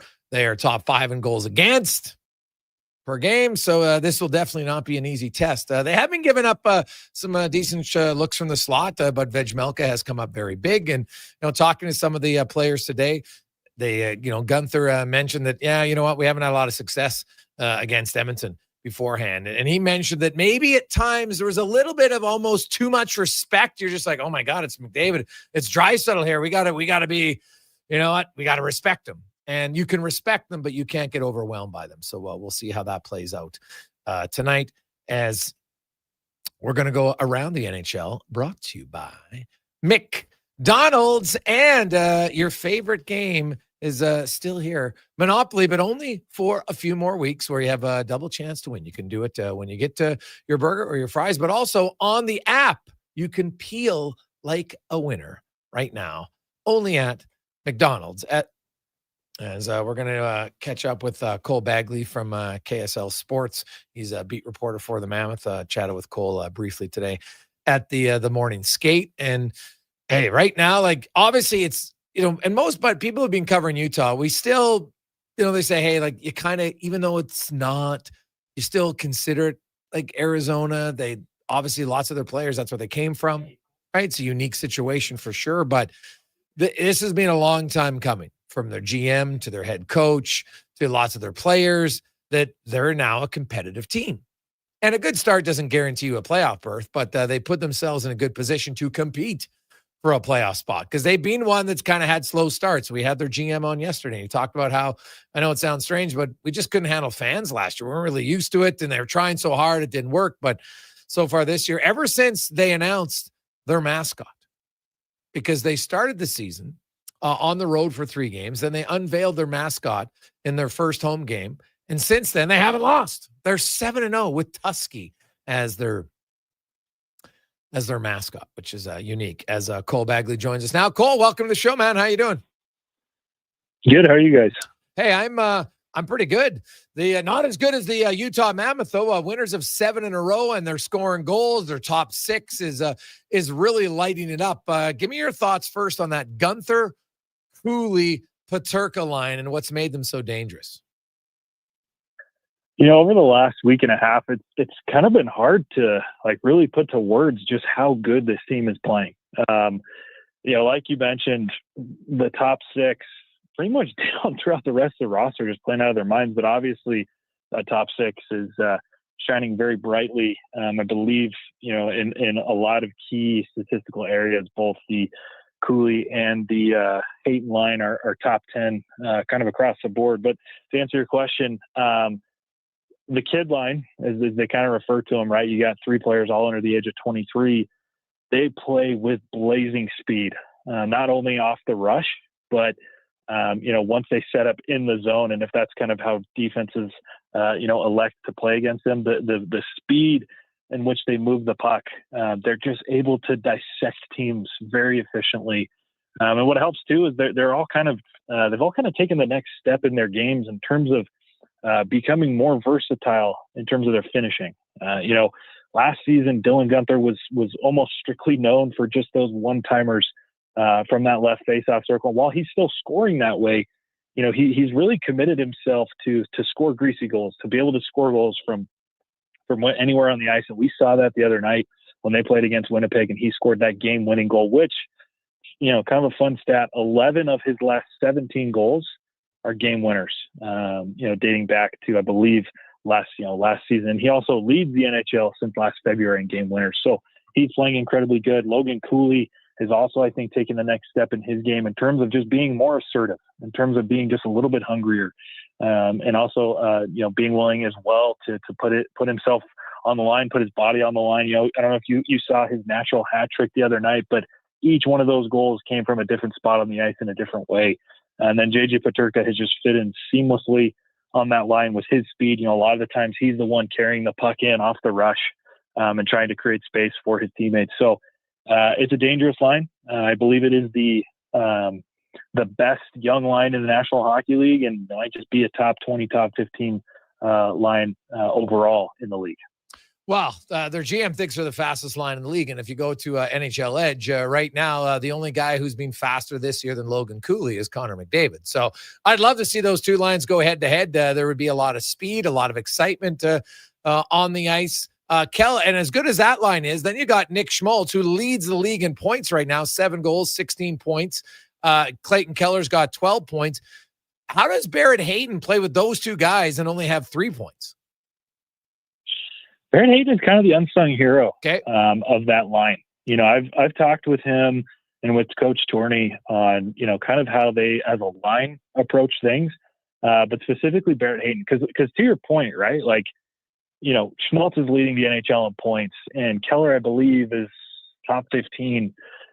So obviously those two are producing the most points, but what Barrett Hayton does is he opens the space for those two. His emphasis is to own the middle of the ice. And if he's not able to do that, he's battling in the dirty areas. He's drawing defenders away from, Schmaltz and Keller's spots, whether that's having to go in behind the net and dig in deep or try to create, kind of a decoy in the crease area that opens up space for Nick Schmaltz. That's where Hayton thrives. And he's also dominating, the faceoff circle right now. I believe he leads the Mammoth at about 54% in the faceoff circle. So that's really where Barrett Hayton thrives. And another interesting stat is, I believe per 60 minutes, the team is expecting to score 0.53 more goals when he's on the ice as opposed to when he's off. And that's 6 in the NHL.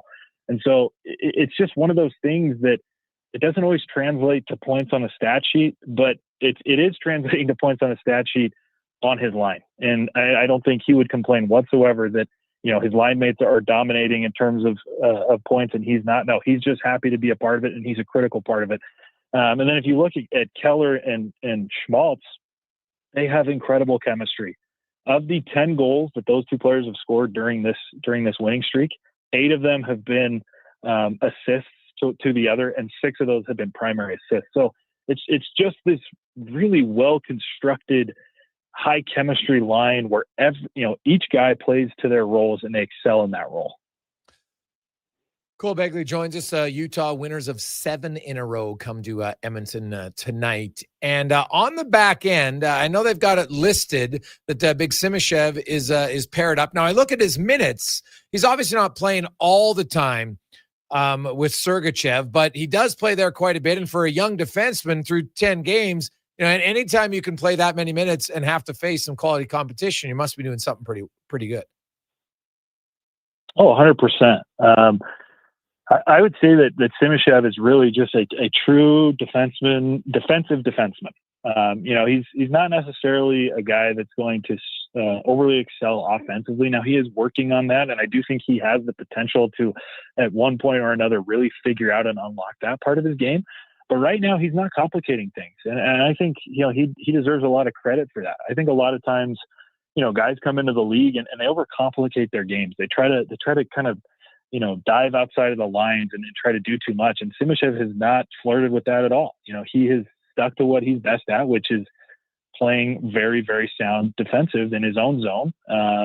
He's an elite skater. I don't know if you and Bill Armstrong talked about that, but as Bill puts it, he is the elite of the elite in terms of his skating. The ability that he has to match some of the fastest guys in the league and to close down gaps and, to back check. He's had several instances where, he's got maybe a foot or two step. He's got to transition backwards and he still is maintaining that speed to be able to stop guys.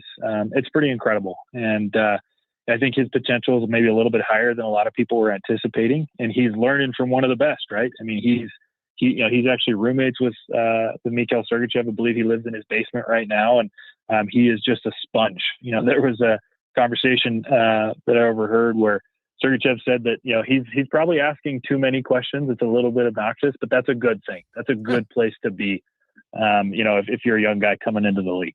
Yeah. No, that would be good. The Vejmelka and goaltending, you look at his numbers and, save percentage is 905. League average right now is 896 for any of our listeners, in case they're curious. Save percentages are down because shots are down. Quality chances are around the same, but if you don't have as many weak, easy shots, of course, your save percentage is a little bit lower. But Vejmelka, how would you rate his play so far this year for them? I'd have him in an A. I mean, it was interesting because there was a little bit of worry and concern in the preseason because I think he was about sub 8.5 during the preseason. Yeah. Obviously, those are kind of inflated numbers because of, who you got in front of you, and it's not a complete NHL roster until you get to the end. But it felt like he kind of was saving the best for the regular season. I mean, he's just been phenomenal. He's got the best starting record in the NHL right now. I think he's 6-1, and his save percentage is solid. His goals against is good. He's giving his team a chance to win every night. And, he's made a couple of unbelievable key critical saves at key moments. I mean, when they played Colorado last week, Nathan MacKinnon had 8 shots and he did not score a single goal. And I believe he had 2 of those were on breakaways. So that kind of gives you an idea of just how good Vejmelka is playing. And Vanacek, when he's had to step in a few games here, he's been just as good. He had a couple of years where he struggled a little bit, and I think that's more a reflection of the teams he was on, especially when he was in San Jose. But now he's got a really good defensive core ahead of him. His style is a little bit different. Vejmelka plays, I think, more of that reserved type of style. He's not going to come too far out of his crease. He's going to stick to his guns, whereas Vanacek's a little bit more aggressive. He's going to play a little bit higher. He's going to make a couple more paddle saves or stick saves and what have you. And he's done phenomenal. He helped them get the win the other night against Winnipeg. He had a couple as well, critical saves. There was actually a breakaway opportunity where he stuffed not only the initial save, but 2 quick rebounds, and that kind of propelled the team forward. And Gunther scored a few minutes later, and they walk out of the building with a W. So, yeah, it's like I said, it's kind of hard to put into words how good this team is playing, but across the board, forwards, defensemen, and goaltenders, they're all giving A+ effort right now. Cole Begley joins us. Cole, you look at just the Utah franchise, their practice facility, they renovated the building now. It's definitely more hockey friendly. The fan base has fell in love with their team. I love their color schemes. I actually really like their mascot, to be honest, which is a small thing, but it has nothing to do with on ice. But it's a little thing that kids relate to. He's undefeated. Yeah, well, he's undefeated. We're starting to, like Bill Armstrong. I know it's technically year 2 of Utah, but let's be honest. They came from Arizona. And, guys right. like Gunther and guys like Cooley and many others, that they drafted, they've either kept him or they traded him to get Sergachev or Peterka. And it seems like, their GM, now that the handcuffs are off him, we're starting to see what he's capable of because he's made back-to-back big deals in the summer. Yeah. You feel for Arizona fans in a sense that, Bill was starting to do incredible things. Drafting guys like Gunther and Cooley. And now, now that they're a couple years into their careers, we're starting to see them blossom into young stars. And I think they both have potential superstar talent. But to your point, yeah, I mean, what Ryan Smith has done for this organization is he's sparing no expense. And he's telling, Bill and that front office to go and do whatever it takes to bring a Stanley Cup to Utah, because that opportunity is there. What they already were starting to build in Arizona was incredibly promising. And now we're seeing the vision, of Bill Armstrong kind of come to fruition, right? Cooley and Gunther hit those were incredible draft picks. Clayton Keller is starting to come to his own. Nick Schmaltz is on fire this year. That trade that they made for Mikhail Sergachev was, I think it was a win-win for both organizations. But I'd lean towards Utah, not just because of what Sergachev brings on the ice in terms of his play, but as a leader. He's really blossomed into, I think, that second leader behind Keller. He doesn't speak a whole lot, but when he does, it carries a lot of weight in that locker room. And the trade for Peterka, I don't think that would have happened in Arizona. Arizona would not have traded Josh Doan, to make something like that happen. And, they did give up a lot. Doan is having a great year in Buffalo, and we still haven't seen, what Kesselring is capable of out there, but it's lifted that second line just with the speed that they play with. And I think it's really helping Gunther and Cooley break out. So yeah, the cuffs are off. No Spence is spared, and they're building something very special here in Salt Lake City. It was interesting that Armstrong said he feels his roster is only like 60% full, that he's got other young guys coming and there's other things he wants to change. He's clearly not satisfied. They're off to a great start. They've won 7 in a row. It's pretty difficult to win 7 out of 10 in every 10 game stretch all season long. Then you're a 56 win team, pretty dominant. Right. So where do you think Utah is, overall? I look at the fact that St. Louis and Minnesota are off to a slow start. That opens the door to say, hey, there's 2 teams that made the playoffs last year, and now we're 7 or 8 points ahead of them already. That gives us a good start. It's a great opportunity. Like you said, there's some teams that are struggling early on in the year, and Utah's already got a foot up on them. And I would maybe argue that they're maybe 10 to 15% ahead of where Bill says. I think, he maybe leans more on the safer side of saying 60. I'd argue maybe 70, 75%. Because, your top 6 is pretty solidified. Obviously, if Schmaltz playing out of his mind, you're going to have maybe some more interesting conversations this offseason in terms of bringing him back. But one of the biggest emphasis for this team right now is extending Cooley as long as possible. They got Gunther and Peterka on, bargain deals for the next 7-8 years. Simashev is looking incredible. Sergachev is going to be an anchor for this team for many years. Durzee's in a good spot. Marino's in a good spot. They extended Karel Vejmelka. I think Vanacek is more on a prove-it type contract, but if he can keep it up, that's a guy that you undoubtedly sign and bring back.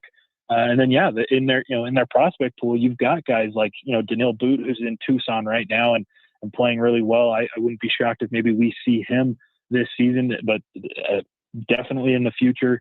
They had the 4th overall pick this last summer, and they select Caleb Denoyer. TJ Ginla looked really good in the preseason. Now, he did go back because there's some areas of his game that he has to improve. Same with Cole Baudouin. They've got a guy like Maverick Lamoureux, that kind of helps round out their defensive depth in terms of youth. And then they've got Michael Hrabel, a goalie prospect who's playing at UMass and who's, playing out of his mind. He did that at World Juniors a year ago. So, yeah, they're not quite there, but I think that maybe they're at about 70%. They're going to have some guys coming off the books, Kerfoot and Cole, and I think 1 or 2 others. Obviously, Schmaltz, like I said, is a guy you want to bring back. So there's going to be more opportunity to kind of fill in those spots with some of this youth who have promising talent.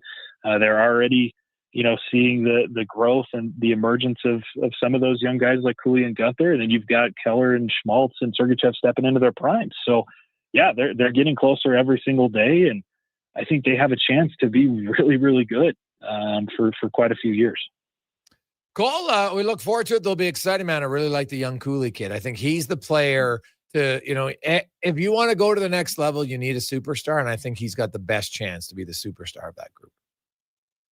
I'd agree with you. Yeah. Awesome stuff, Cole. Appreciate it, man. Enjoy the game tonight. We'll see you at the rink. All right. Thank you. Bye-bye. There you go. There's Cole Bagley from KSL Sports. I'm telling you, watch Cooley. Oiler fans tonight. And obviously, I get you want your team to win, but you watch young Logan Cooley. That guy does a lot of things really well. He's an electrifying skater. He's so quick, good shot. And he's young, right? This is only his 3rd season. He's already got back-to-back 20-goal seasons as a rookie on a team that,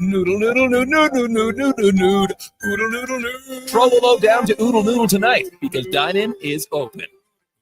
This hockey season, before every game, check out the pregame show with Andrew Walker on Sports 1440. It's brought to you by Titan Supply, your only source for rigging, lifting, and hauling products. Visit titansupply.ca.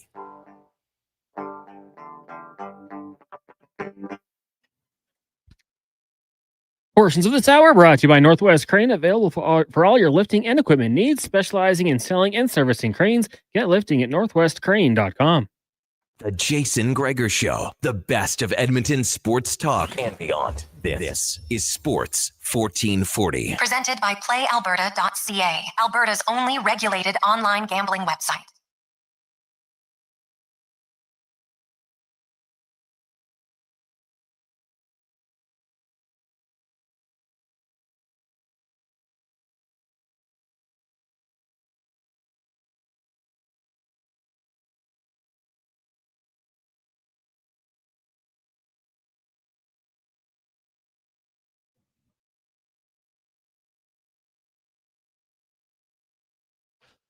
.348. Welcome back. It is game day. Are you rested up again? Now, yeah, you're a sports fan tonight. It's a tough one. You got the Jays, and then you got the Oilers in Utah. Now, the Oilers in Utah game probably starts closer to 7:40, so an hour and a half later than the Jays game. I can't think it's going to be another marathon 18-inning game tonight. My goodness, it just can't happen. I would just think too many guys are worn down, especially in the pitching staff. They'd give up too much, so probably won't happen. But you've got a World Series game, a huge pivotal game 4, or you've got game 11 for the Oilers. Now, some of you might say, well, I'm more of an Oilers fan, so that's what I'm going to watch. I get it. But I'm curious how your channel surfing will be tonight. Because this is what I'd recommend. If you watch the Jays game, and if you're a diehard, then you have the Oilers game on, but you're PBRing, because you can watch the Oilers game, and then at first intermission, now you can flip back over. You can catch up on the Jays game. Right? But the key is, will they give you updates during the broadcast? I would be sending a letter or a note to Gene and Jack, say, hey, no baseball updates during the game. Because then you'll ruin it. Ruins your PBR chance. So that would be my recommendation.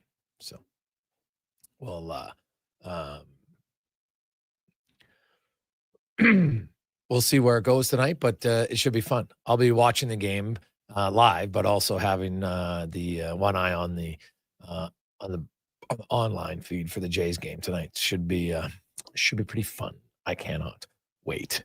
Now let's get to the 2-minute warning with Cam Tate, brought to you by Legacy Heating and Cooling, home of the no payments, no interest for 1 year on your furnace. Stay warm all winter. LegacyHeating.ca.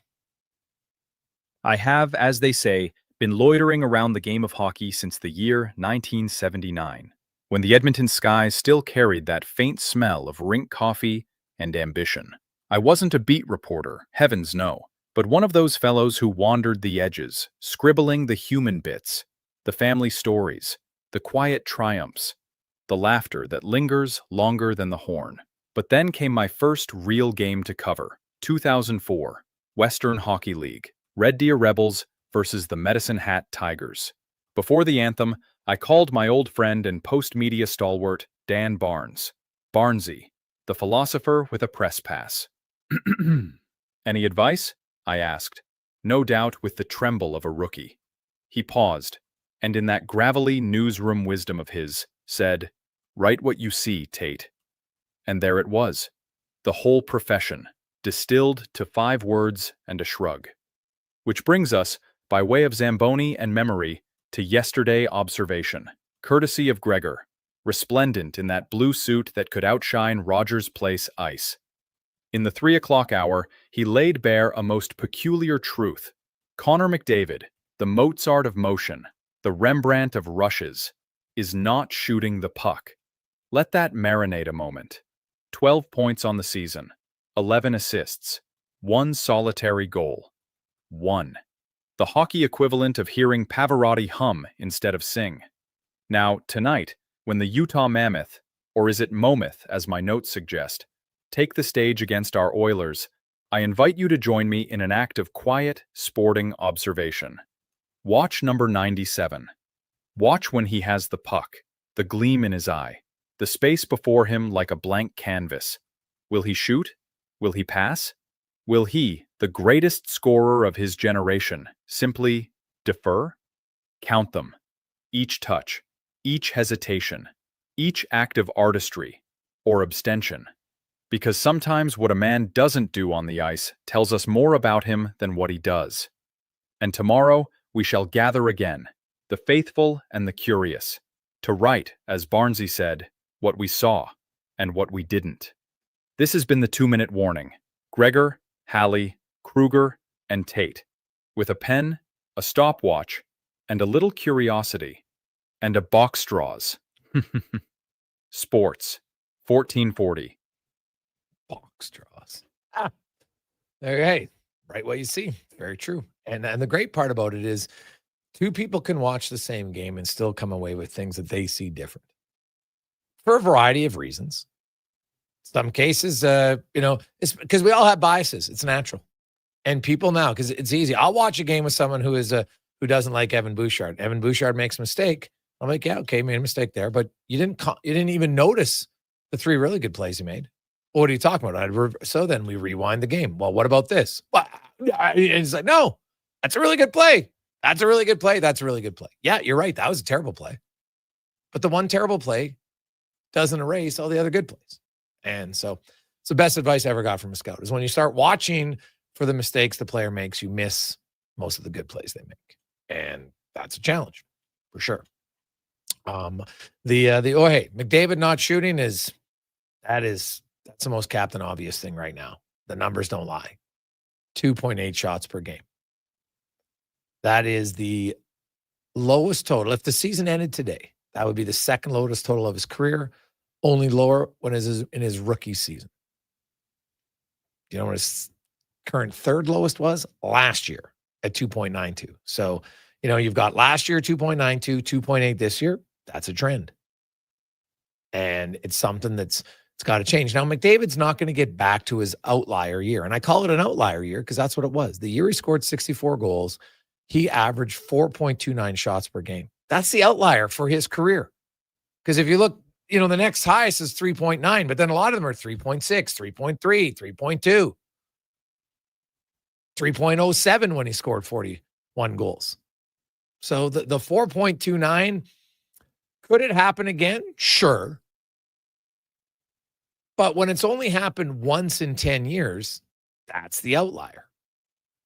Right? His rookie season was the outlier on the low end, and his 60-goal season is the outlier on the high end. Just what it is. Like we have a pretty good database. Now, that doesn't not make Connor McDavid a very dangerous player, not in any fashion. But when he's not scoring, especially when he has 1 goal in 10 games, he's on pace for 8 goals. Of course, that's going to impact your team's ability to win because he's paid to score. He's good at scoring, and not just scoring, but setting up. Right? He's got enough assists. It's no problem. Like he's actually off to a better start points-wise this year than he has been in the last 2 years. Because the last 2 seasons, he had 10 points each in the first 10 games. The Oilers went 2-7-1 one year. They went 4-5-1. This year he has 12 points. And they're 4-4-2. So they're better. He has a few more points. To me, it's not a big surprise. Now, Leon Draisaitl is off to a good start. He's got 7 goals in 10 games. But if you talk to Leon, who's pretty honest about his game, up until the weekend, I don't think Leon Draisaitl would put together the type of game that he would want. I thought the game in Seattle really was a good game for him. Solid, 2 assists was I thought the Oilers' best player. And then in Vancouver, another solid game. So it's starting to trend up. And he admitted it today a little bit that he feels like, we still got long ways to go, but you're starting to see some signs in their game that they're trending in the right direction. If that continues tonight, they'll have a good chance against Utah. But if they fall back into some of the bad habits, well, Utah's going to spank them. Because Utah right now, they got a boatload of confidence. It's the final game of a road trip, right? And they're looking, they want to end the road trip really well. You make that plane ride home much more enjoyable. And they're scoring a lot of goals, and they're not giving up a lot of goals. This will be a really good test, and they're fast. Both Utah and the Oilers, these are 2 of the top 4 fastest teams in the National Hockey League. You can look at any of the metrics, whether it's top 1 burst, top 22-mile-an-hour burst, 20 to 22 mile an hour bursts, 18 to 20 mile an hour bursts. They're top 4 in all of them. This should be, in theory, a pretty fast-paced game, which makes it fun. Let's get to the Con Man and a Sports 1440 update. We'll return. We got a lot of text to get to. We're trying to find out the lineups tonight for the Blue Jays. Springer, Bichette, who's in? Kirk, gotta think he's in. We do know that Ohtani is starting. We know that Bieber is starting on the mound for the Jays. But what's the lineup? We know that everybody except Lauer is available in the bullpen, according to manager John Schneider. So we'll try to find out the lineup for the Jays. They should be announced anytime soon. Let's get to the Con Man Sports 1440 update, brought to you by Northgate Chevrolet Buick GMC. You got a few days left in this month of October. They got great deals. Stop in on any sort of vehicle. 0% financing. What? Really? Yep, you can do that. And you can help feed a family of 4. For every truck sold this month at Northgate, they will feed a family of 4. Check it out, northgategm.com. This is the Sports 1440 update. Game 4 of the World Series. About 2 hours away. Dodgers and Jays from Los Angeles. LA up 2-1 in this one. Some news for the lineup, although the full roster not released. George Springer, hour-to-hour decision for manager John Schneider. Jay's going to be sending Shane Bieber to the mound. The Dodgers countering with Shohei Ohtani in the ice tonight. Oilers hosting the Mammoth down at Rogers Place. That gets going at 7:30. We'll have pregame coverage with Andrew Walker, Donovan Paulson, and Landon Ferraro getting going at 6. Elsewhere, Penguins taking on the Flyers. You got the Flames in Toronto. Canes host the Golden Knights. Ducks in Florida. Wild taking on the Jets, Caps, and Stars. Avs host the Devils. Rangers taking on the Canucks. And the Kraken meeting the Montreal Canadiens in the association tonight. 5 games. Thunder host the Kings, not the Knicks in Milwaukee. Heat host the Hornets, and the Sixers taking on the Wizards. And from the NFL, the Saints will be starting rookie quarterback Tyler Shuck against the Rams this weekend, benching Spencer Rattler. Coming up in hour 3 of the Jason Gregor Show, we'll hear from former NHLers Terry Ryan, Jason Strudwick, and the last 5 questions. I'm Connor Halley. This has been a Sports 1440 update. Sports 1440, Stingray Radio Station. CKJR broadcasts from West Edmonton Mall and Wetaskiwin. Download the free Stingray music app and listen wherever you go. It's a new season, Edmonton, which means it's time for new offers. Play Alberta is offering odds boosts on every Oilers game all season long. This is your chance to score big. And for a limited time only, our listeners can get an exclusive $50 free bet when they deposit $50 using code Gregor50. That's code Gregor50 for an exclusive $50 free bet. Alberta wins with Play Alberta. Must be 18 plus to play. If you gamble, please use your game sense. PlayAlberta.ca. Excavators, loaders, lifts, compaction equipment, and more. Find the XCMG construction equipment you need. Available for rental or sale at Japa Machinery Group. Japa, helping build Alberta from the ground up for 50 years. Visit japamachinery.com. Wondering what you can afford? Let Go Auto do the math with our free car loan calculator. No pressure, no awkward convos, just quick answers on your budget and payments. Bad credit? No credit? We got you. Text CHECK to 780-777-7777. That's CHECK to 780-all-7. Find out what you qualify for and start shopping with confidence. Go Auto. Drive what you love with payments that make sense. I hear the train. Backed by popular demand, Folsom Prison Revisited. The story of one of the greatest concerts in history returns to the Jubilee Auditorium November 27th. Step back in time before, during, and after this iconic Johnny Cash performance. You'll relive an event that changed the life of Johnny Cash and changed music forever. Tickets at Ticketmaster.ca and the Jubilee box office. Brought to you by Stars and Stories Live. From the local rinks to homes and businesses across the province, Alberta's rural natural gas utilities are here to fuel life affordably, reliably, and safely. We're members of the Federation of Alberta Gas Co-ops, providing natural gas to keep our rural neighborhoods warm and connected every day. It's local, dependable, and it's ours. To learn more about the Federation of Alberta Gas Co-ops and our members, and how natural gas fuels your community, visit fedgas.com. Alberta's energy. Game on. The Lawnmower Hospital. Finish up the season with the Lawnmower Hospital and Ego, the #1 rated battery-powered platform. Ego lawnmowers are easy to use, powerful, and efficient. Transfer the battery to the pressure washer and clean the house. Don't forget the air blowers for when the leaves fall. Get Ego at the Lawnmower Hospital. Power beyond belief. Visit lawnmowerhospital.com. We're more than repairs. We're more than mowers. The Lawnmower Hospital. You got a go-to coffee spot, a trusted barber, even a lucky game day jersey. But when it's about looking your absolute best, there's only one name you need: Mr. Dirk. Family run since 1939, we're experts in crafting impeccable tailor-made suits and offering a wide variety of everyday styles. Pair that with personalized one-on-one fittings and the convenience of on-site tailoring. Mr. Dirk elevates your style game. Visit our Edmonton store or explore MrDirk.com. Score big on style with Mr. Dirk. Portions of this hour brought to you by Papa John's. It's Terrific Tuesday. Get 40% off any regular price pizza when you use the code word 40Tuesday at the start of each order at papajohns.ca or on the Papa John's app. The Jason Gregor Show, the best of Edmonton sports talk and beyond. This is Sports 1440. Presented by PlayAlberta.ca, Alberta's only regulated online gambling website.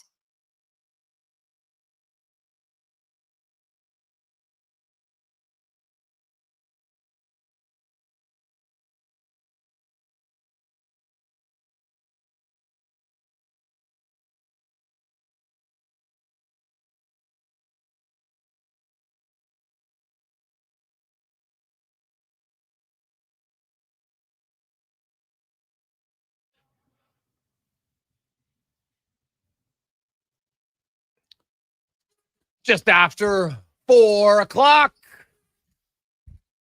Jason Gregor, Connor Halley. We are closing in on first pitch. Still no word yet. Jays might be playing close to the vest on who's going to be in the lineup tonight for their team. Is it just mind games, or is there a little injuries? Because Springer is obviously the main one. Everybody saw him last night. Like he tweaked something on that swing. Bo Bichette obviously is ailing, but maybe the plan was he was coming out anyway at after his third plate appearance, which I could see. It makes sense. There's probably more strain maybe if you watch him. Like when he hits and he's not sprinting, right? Like he's not beating out anything for an infield single at this point, right? And he's not stretching a single into a double anywhere on the field. I understand why. So that's just. His bat, though, is good enough that he can get hits. And that's what they need, right? Get him on base.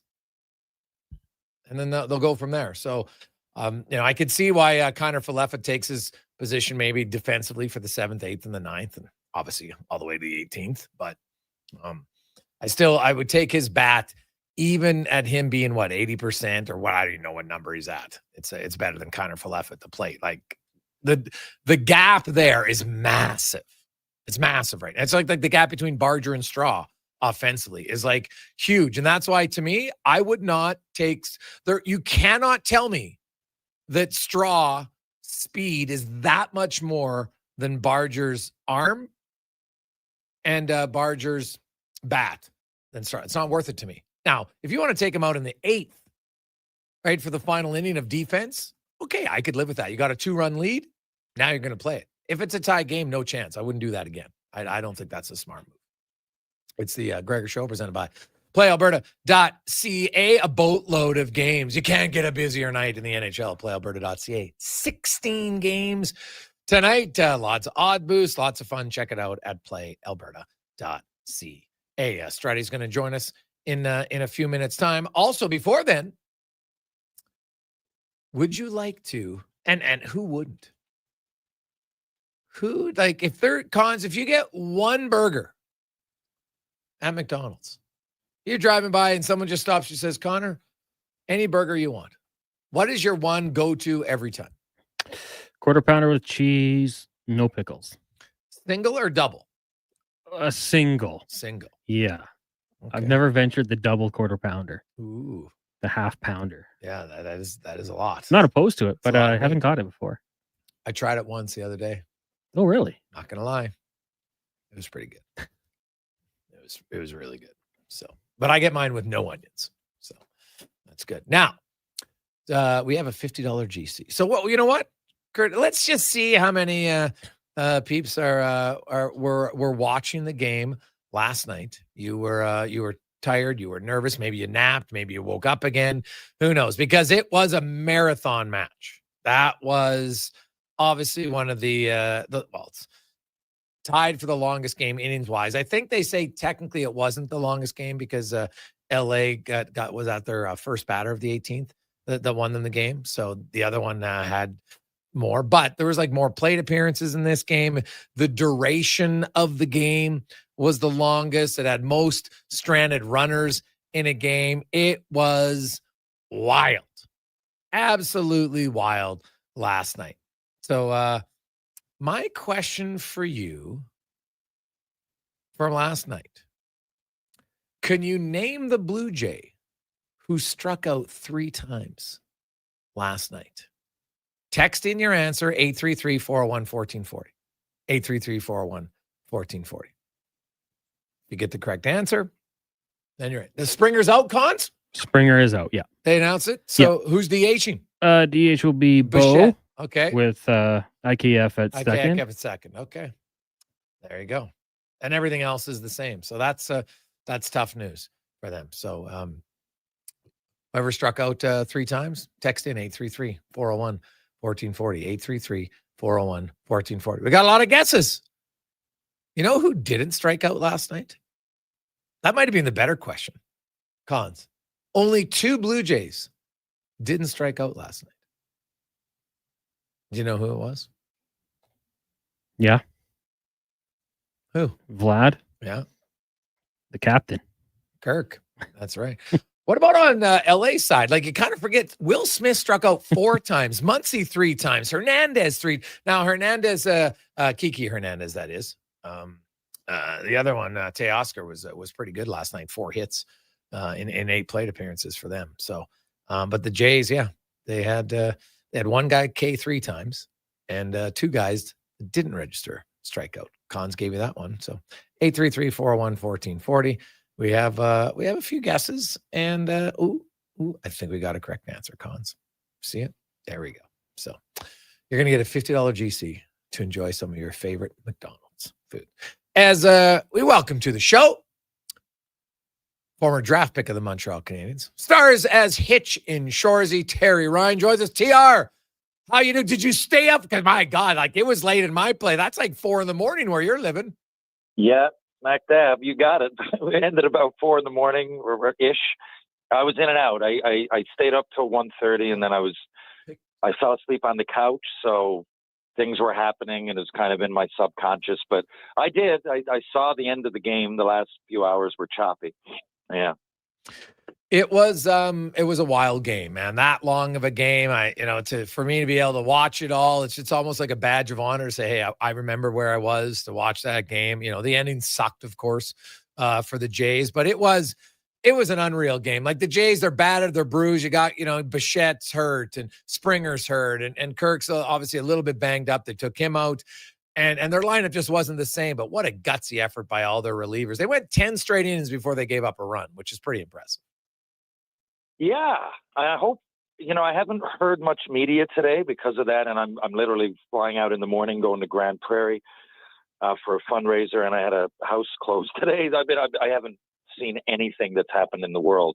So I hope the reaction is a good one, because I thought it was a really gutsy effort. I mean, well, on both sides, you can't ignore LA either. But, there was a whole lot of good, way more good than bad. I always get wary that, I don't know about you, but I always, like, as you start subbing players in the 5th or 6th, I always think that. I'm like, this could be tied in the 15th, though. What do you do then? And it started to spike me. What if it gone another 6? Like, what happens? Right? Like, it very realistically could have kept going. I mean, I know you put in pitchers that are tired, but it's just wild, because now I'm not in one way criticizing Everett. I know why Schneider made each and every move he did. Some, I guess you could say, speed. Is Berger really that much slower? Who was it went in for him? I forget, but it was Straw, I think. Yeah. Yeah. So little things like that, but I understand it. It's weird, because baseball can just keep going. And unlike hockey, where everybody's tired, yes, you can keep going. You can go 10 periods, but baseball, at some point, you can't keep putting people in the game. Yeah. So, right. Like it, and I'm, we nearly got to the absolute exhaustion level last night, but, all in all, it's great entertainment. It's the World Series. It's what you want. Yeah. And unfortunately, no George Springer tonight for the Toronto Blue Jays. I don't know if that is he available off the bench? We haven't got confirmation on that, but he's not going to be in the starting lineup. Little different lineup.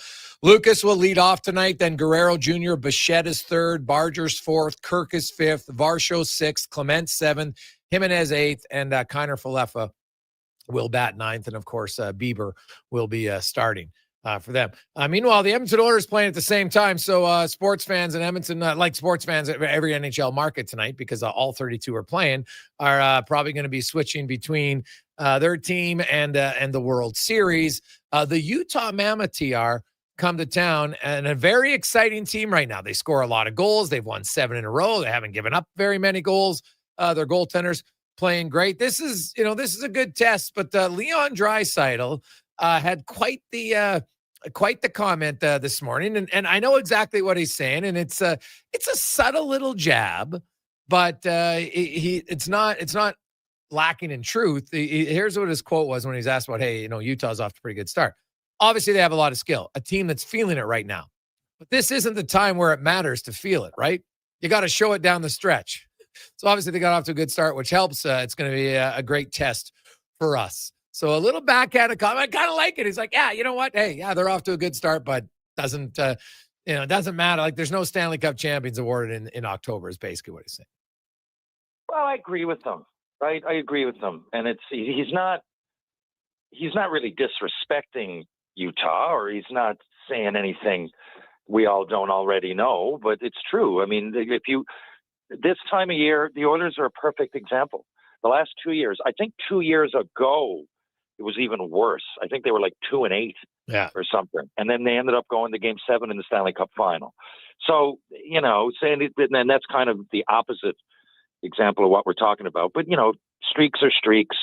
Teams can get streakier. I do think, because some internally, some of the Mammoths obviously are, I forget who, but you just mentioned it. They're quoted as saying, this is the best team that I've been on in a while. I get all that, and you don't win 7 in a row if you're pure gunk. But I just think it all even itself out on a realistic sample size by American Thanksgiving. That's usually when I start really looking, and you gather information, but analytics, gut feeling, all of that stuff goes out the door at the beginning of the year, and things start evening themselves out eventually. And around now a little bit as we go, right? And there's injuries and stuff that come into play, and depth and all of that, and goalies, and how much can they, there's so much that goes into the beginning of the season that I'm almost like I start paying attention to all that in the second quarter. Yeah. And that's fair. I look at Utah, and it's exciting. Eventually those teams have to have some hope that they're going in the right direction. Now, 10 games doesn't mean you're a playoff team, but I like a lot of the makeup of their team. Now, Seattle's a different story for me. I look at the Seattle Kraken, and I'm like, meh. The Seattle Kraken, they're off to a good start. They do not give me any sense of a playoff team whatsoever. Utah, I think they can be a playoff team. Yeah, and the other thing is Utah, eventually your players, they're, especially the young guys that are just coming into the league, like they are getting a year older each time. So they're going to be a little bit better. Like, it's not the same players. If you're an aging team, of course, like Pittsburgh, you would expect them to fall off a cliff. So I don't know what's going on there, but if you look at it, it's a lot of their younger players that you didn't expect, but now they're getting a chance and they're all right because they're a year older. Right. And I think that's what's happening in Utah. I mean, they got a good system going. I mean, they went, I guess the magic of moving into a new place, and by all means, by all accounts, Utah is a great place to play. It's an awesome organization. People are treated well. They like it there. So I can see this. I think it's unrealistic to think they're going to finish anywhere around the Oilers, but I've been wrong before. But I think Leon is just putting into perspective, that's your question earlier, what everybody else already knows. It takes a while. And the other thing is the start of the year to the Oilers, it's almost like an extension of last season. They went so deep, and teams that don't have an extra month. Utah had months plural, extra time off. So I can totally understand how they finish, how they start so hot. Do you like it on a night when the NHL has all 32 teams playing? Generally not. From a fan's perspective, no. There's too much happening, and then it usually means the next night or a couple nights later, there's no games whatsoever. And so I like to be peppered, not with entertainment, not overstimulated. And when there's all those games, now there's reasons other than my fandom that they're scheduling them. And there's all kinds of things from TV deals to TV circumstances. Toronto just moved their times because of the Jays, to just availability. But just from a fan's perspective, no. I mean, some people love it. I don't. Yeah. I don't mind it once in a while like this, although I would say I'd rather have it on a weekend because then you could watch more of the games, right? And you could also start some of them, you start games from 11 right until 8 o'clock. I know Hockey Night in Canada likes that, and it would be a fun-filled day. I have no issue with it. Tuesday's kind of an odd one for me, but we'll see. Quickly, I want to talk about the team in your backyard. What do you make of the Maple Leafs start? Oh God, it seems like they're missing an ingredient. I hate to bring up. It seems like they're missing a Marner type guy. But anyway, I don't know. I think it's obvious. You can see his presence is lost now. The same sort of thing. I think they'll be a playoff team. I don't know. Do you think they'll be as good as they were? I don't know. Berube, all that influence, of course, is team first and team toughness and there. A lot of people put all these expectations, like, is Matthews going to get 70? Or is he going to do that again? And I'm like, slow down a little bit. Is he going to improve as a player? Hopefully. But, there's a lot of questions there. There's it's similar to Edmonton, who's going to play on the top line. I think it's almost more pressing in Toronto. I think they're a team that, it's odd because it's the Toronto Maple Leafs, but losing Marner and a little bit of their toughness and their edge, I don't know. I don't really see a team with the obvious identity, which is weird because it's the Leafs. And sometimes whether that identity is good or bad, or I guess it's all a fan's opinion, but I just don't see. They're a little bit here, they're a little bit there. They're all right. They might outshoot you, maybe not. They're, I don't know. And a lot of their players are streaky. Right? They're really, really good. Nylander's an example. I think he's one of the best players in the NHL, man. What a player to watch. But I don't think you could argue that he's streaky, right? And they have a lot of streaky when their most consistent player is John Tavares always. It's always. Like, let's start giving this guy some credit, right? Like, he goes to those areas. He was a 15-year-old, exceptional status OHL. He came in with this huge expectation. And to be honest, he's been above average his whole career. He's with all that talent that he came in with, much like Crosby, right? He goes to those areas, and a lot of the goals he gets, anybody could get them. I don't mean with the talent. I mean just not anybody, but you know what I mean. He goes there. He's getting them because he's going to the gritty areas. Now he doesn't drop his gloves, right? And he'll probably shy off in a melee in front of the net. But that's just part of it. Like they don't have this identity, but. And Matthews, I think he'll come out of it. I think Matthews is the kind of guy that drives a line. I think people are kind of starting to question that. And I do think it'll even out. He's just too good of a player. And he does have 5 or 6. I mean, it's not like he's not scoring. Yeah. They just don't seem like themselves to me. Yeah, it is funny what you said. They miss a Marner. Hey, you take away a top-end elite forward. And it's the old, I saw a lot of people in the summer, yeah, look at all these guys we got for his salary. I'm like, yeah.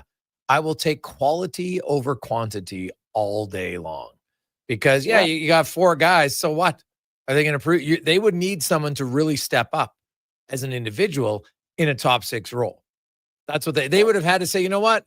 We have Matthew Nyes, who now suddenly can be a 90-point player, or Nick Robertson was suddenly going to be a 90-point player for us. And you don't. It's hard to replace those types of players. It just is. And so you can get 2 60-point players, great, but it's not one guy, because then the one guy still has another 30-point guy. And the difference with the 90-point player is they have the ability to take over a game at different times. And so when you remove that from your lineup, it definitely is going to take some adjusting to do it. Also, their goaltending numbers were off the charts last year, and they're not this season. So that, which is no surprise. I always try to tell people, from year to year, man, it's voodoo. If you think you can actually predict where the goaltenders are going to be from year to year, outside of maybe 4 or 5, good on you, because I sure as hell can't. So we'll see where it goes. TR, enjoy all the games. Enjoy. What about the Jays? Where's your thought process? Are they going to bounce back tonight against Ohtani? What's going to happen? Well, I think so. You gotta be positive, right? You're watching this. I mean, each game they go into, they're the underdog, so to speak. So yeah, I think, and I'm confident in Shane Bieber, just like last night with Scherzer. I mean, you got to be, right. And Bieber, he knows what's up, right? He's got a lot of experience. He knows what's up. So, these guys have had injuries, and they've have faced adversity all year, just like everybody else. And so, I think they're riding a wave. I think the momentum and positive charisma from the whole season is contagious, and I think they're feeling it. And I really do think the Blue Jays are confident. I don't think they feel that the Dodgers are any better than them, and it's shown in their play. So I'm confident tonight, and all my money's on the Jays. And I also took the over. Ooh, all right. We shall see. TR, have yourself a wonderful day. Talk to you on Thursday.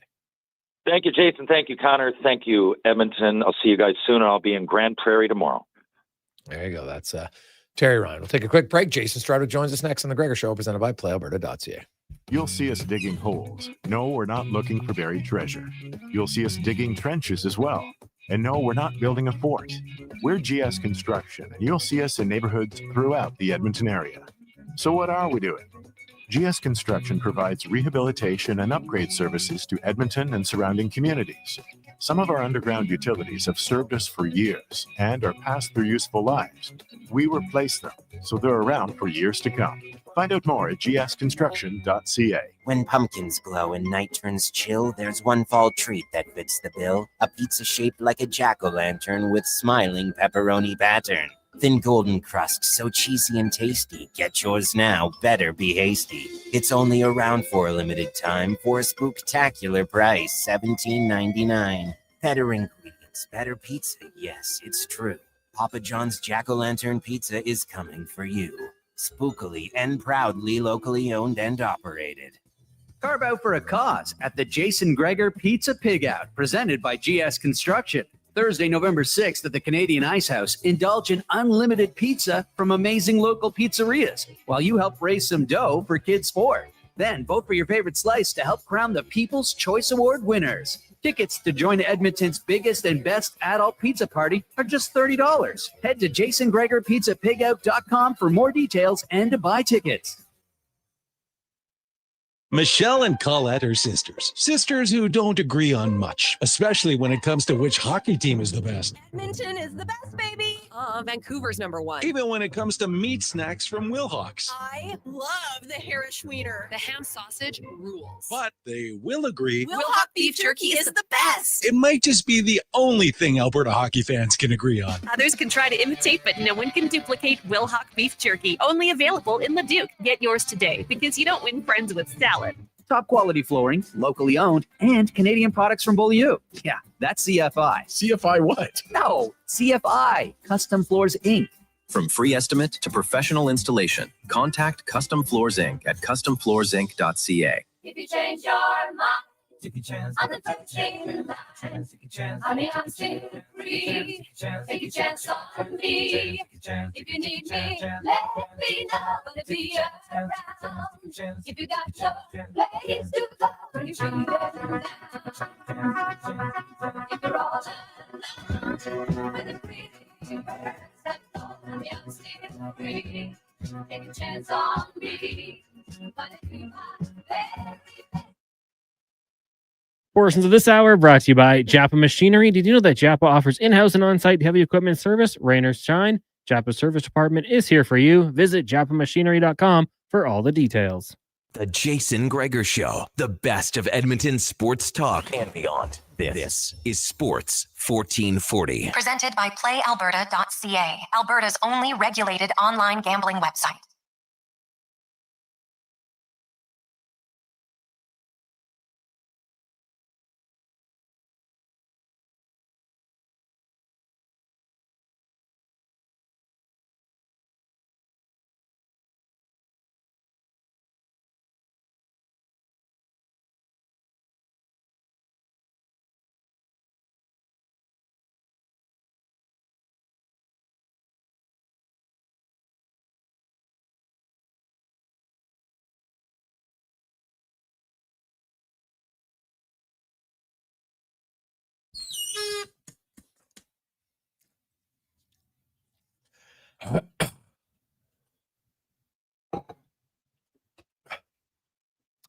$4:25. Just had music play a little bit longer, just so Strutty, maybe wake him up.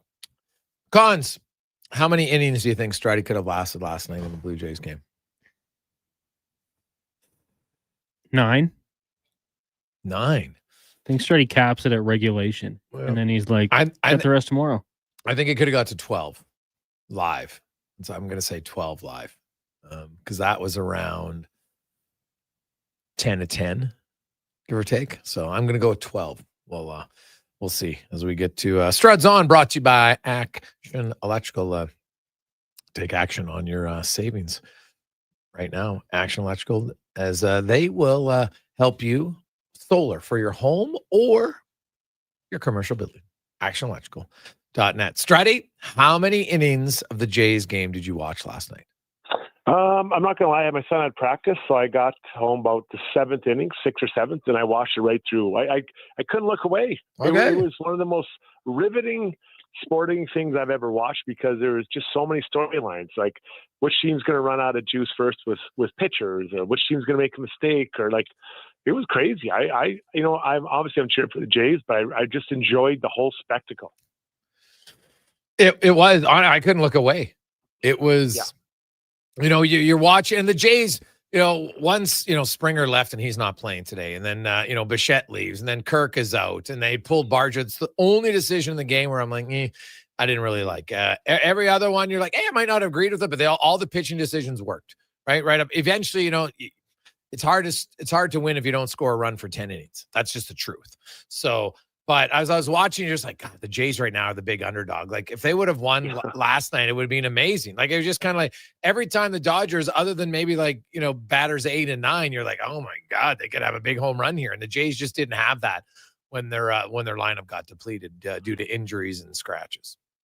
Yeah, they lost a lot of pop by their lineup, right? I mean, Kirk and Springer, Barger, all these guys. So there was very few times when, they're going through a lineup. I'm like, oh, this guy could hit a home run. Like, no disrespect to Miles Straub, but you're not thinking this guy's going to end it or some of the others. So you're just like, okay, let's figure this out. But what blows me away is how well all the pitchers pitch really well, right? Like, and I'm going to take it from, let's just talk about the second half of the game when you really kind of get to the deeper relievers. You think of Lauer and Little. He gave up the home run, but I mean, Freddie Freeman's done it before. He's a pretty good batter. So I thought that, be interesting to see how both teams react to a win and a loss, and then how do the individual players within the pitching staffs, and the relievers, how do they respond? Because they all pitched a lot, or some more than others, I guess. But they should feel pretty good about themselves, especially guys at the end did pretty amazingly well. So this will be a real test of, I think, mental strength and just coming over things, and without Springer in there for the Blue Jays. Yeah. But you think about they could be up 2-1 right now, right? I think we can all agree the second game was not for them, but they could be up 2-1, but they're down 2-1. So I think they should feel good about themselves heading to this game tonight. Oh God, yeah. You got you want to get right back in it, and they're going to need a good performance from Bieber, no question about it. They're going to need lots of, they're going to need a little bit.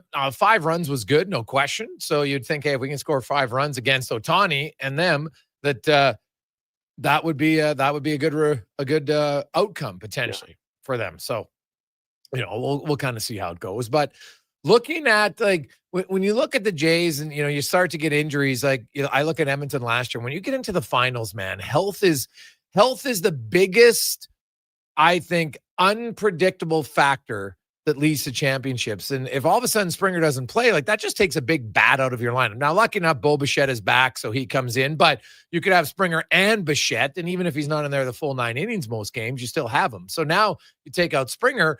The guy's like OPS, he's one of the greatest postseason hitters ever, and now he's gone. Like, that's a huge loss. It's hard to overcome. And he's had some good moments. When you think about what he's done, not only here at the Blue Jays, but over his whole career. So it does make a difference. And Alan Mitchell's screaming into his radio right now saying luck. And it does come down to a bit of luck, right? The injuries. Think of Hyman last year with the broken wrist. Yep. That's bad luck. That's not a lack of training. That's not a lack of focus. Nothing. That is just bad luck. So now they have to find a way to do it without Springer for at least tonight. And I don't know if you know that is he available at all to come off the bench? I haven't heard anything. But yeah, they haven't said it yet. Yeah. So I'm gonna guess he's probably out tonight. But there's opportunities for other guys. And the guy I'm really interested in to see how he pitches tonight is Shane Bieber. Huge going against Ohtani, obviously, and I don't know that can say he's better than him, but can he fight for his team? Because if it was me, I'd be like, I want to pitch so well to just help the team, because he couldn't do anything last night. He was neutered. Yeah, they had him walking around the bullpen and acting like he might get dressed, but he could not do anything. I think he'd be like, God, I just want to help so bad. So tonight's his opportunity to make a difference. Ohtani made a difference last night. He'll have a chance as a pitcher and a batter tonight, but Bieber couldn't do anything last night, and this is your chance. So I think that he will be ripping balls early, wanting to connect and join his teammates, trying to help them because he couldn't do it last night. Yeah, I would agree. I think it definitely will be a big one. Meanwhile, the Edmonton Oilers are back at home for a 3-game homestand this week. They got the surging Utah Mammoth tonight, then the Rangers on Thursday in Chicago on Saturday. They're going to go 11-7, Struddy. I know right away that you're not loving that decision. I think it has to do with them just wanting to get Troy Stetcher involved a little bit as a veteran guy. And you know what? Because otherwise you're taking out Emberson, and maybe they feel like, hey, we can take out Curtis Lazar rather than Emberson, unless maybe a D-man's a little bit nicked up. But I know you don't love 11-7 overall. For one game, are you okay with it?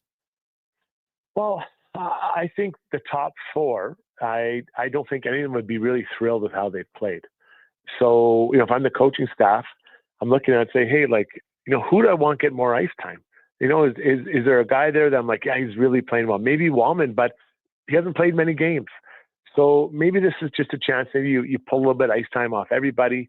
You get some different looks at some different, or not, they've all kind of played together, but you get, the opportunity for these guys to play with some different players and just kind of shake it up a little bit. And then hopefully the cards fall where they're supposed to kind of moving forward, because I think of last game, that Sherwood goal against Ekholm. He's been one of the steadiest defensemen for a number of years. And, Sherwood kind of looked him off, and Ekholm just completely moved out of the way, and Sherwood went in there. That is not Ekholm-like. Like, that is men's league. You see that in men's league in Division 7, right? You don't see that from Matthias Ekholm. So I was like, whoa, this guy is not in his normal groove, because that's not what he does. He does not make that ever. He doesn't make that play. So maybe they're trying to mix it up a little bit and try to help these guys kind of find their groove, a mid-season groove, because right now the top 4, I don't think any of them are where they should be and can be. No, well, you almost had to split up Ekholm and Bouchard because they were just getting murdered, right? Like the amount of the goals against was just too high. So you know what? For one game, Ekholm and Wallman broke even 5-on-5, and Nurse and Bouchard were +1. So it's baby steps, but that's a positive. Obviously, I agree with you that play. To see Matthias Ekholm getting walked like that, it's like there's no reason to bite that hard on the outside move there, right? Like that's just, it's not something you see very often by a veteran defenseman. And so maybe that, Struddy, like obviously even the better guys lack confidence, and now maybe you're overreacting and you're jumping on plays, because it's not like, he didn't get danced by Cale Makar. Like, hey, I like Kiefer Sherwood, but let's be realistic here. It's a little different type of player. And I'll say this about the Oilers defense. They're going to have to be on their toes tonight, because this top 6 in Utah right now is feeling it, Struddy. That Logan Cooley line with Peterka and Gunther is one of the most exciting lines to watch in the NHL through 10 games. Well, I've liked where Utah's been going, or Arizona, for a number of, for a while here. And unfortunately, it was a long build. but they've added a lot of nice pieces to this group. And I think adding JJ Peterka it's been a huge bonus for them. And they are fast. Like I think Oilers fans have to be ready. This top six is going to be one of the best top sixes in the league. Like they are fast. They can skate. They make plays. They can score. They do all those types of things. I've been watching them a bit. I really like where this team's at. But even more importantly than that, buddy, I think they've got some health on the back end.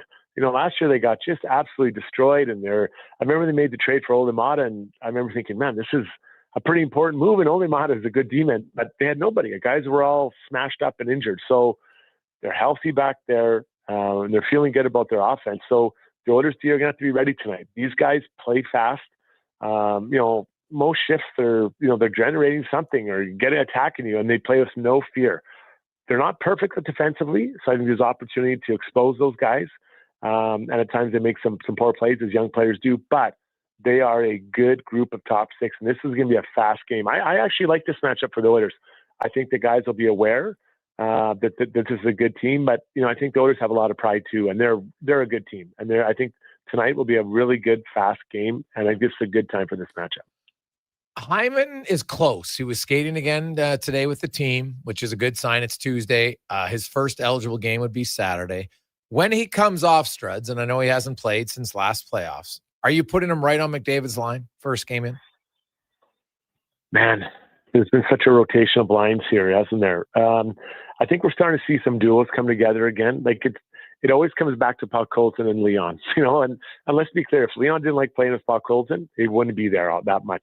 So, that feels like something we're starting to see. I think on up top, Wade Nugent-Hopkins is scoring. He's there. I think Mangiapane is finding his way too, playing with him. I think you can say we're going to start him third line or whatever Hyman that is, but I think rather quickly he'll be back up there.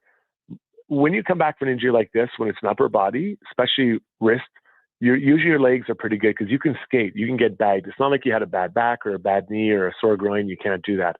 The challenge will just be the timing in the hands and kind of getting that touch back that Hyman has. And he's scored a lot of goals. Now, he's not a traditional sniper, that's shooting from distance all the time, but he's banging it around the net, and that does require skill, right? He can still get his body there. It's just the little angles he puts his stick and the tip. So we may see him start on a different line, but I think with pretty quick, he'll find his way back up to that top line. So to answer your question, no, he doesn't start that, but I think he gets there pretty damn quick. Really? See, I'm putting him there right away. I'll move Mangiapane to the left side, and I put Nugent-Hopkins back as your third line center. I think he's been his best. He's been their best forward through 10 games, and his best games have come when he plays center. And so I'd want to get him back to center as quick as possible. I understand why he's there because he is one of the guys scoring, and McDavid hasn't been scoring at all, so you're trying to get him going. But once Hyman comes back, I'm like, hey, Hyman, McDavid, Mangiapane, figure it out. And we'll put Nugent-Hopkins down on my third line, and that's going to give us a little bit more strength down the lineup, and we go from there. That's what I would be doing on Saturday. I did the math in my head after last game. McDavid's on pace for 8 goals. Yeah. 8. Yeah. It's like a Struddy men's league season. It'd be a great year for anyone, in men's league. I can't believe it. I was like, oh my God.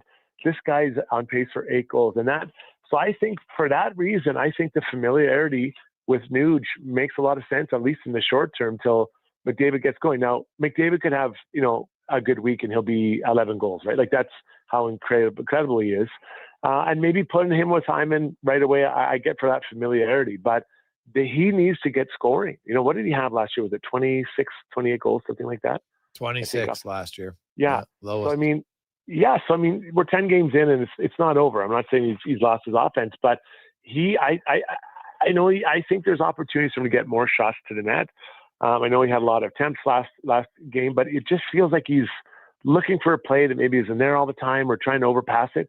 Just shoot it, get it, and keep shooting more. Get like Ovi, just shoot like 10, 12 pucks to net because he can get into those open spaces. But until he's firing and scoring, or maybe scoring when firing, I think I'd leave Nuge there for a little while. All right. Struddy, you're thinking the Jays, can they get the win tonight? What's your thoughts? What's happening? Yeah, my heart. I honestly, I think Shane Bieber. I honestly, the stash. I think he's got enough. He's got arrogance. I think and that's a good thing. Yeah. Like I don't want you to take that the wrong way. Yeah. I think that I was just sitting there thinking how I'd just be dying to help my team out.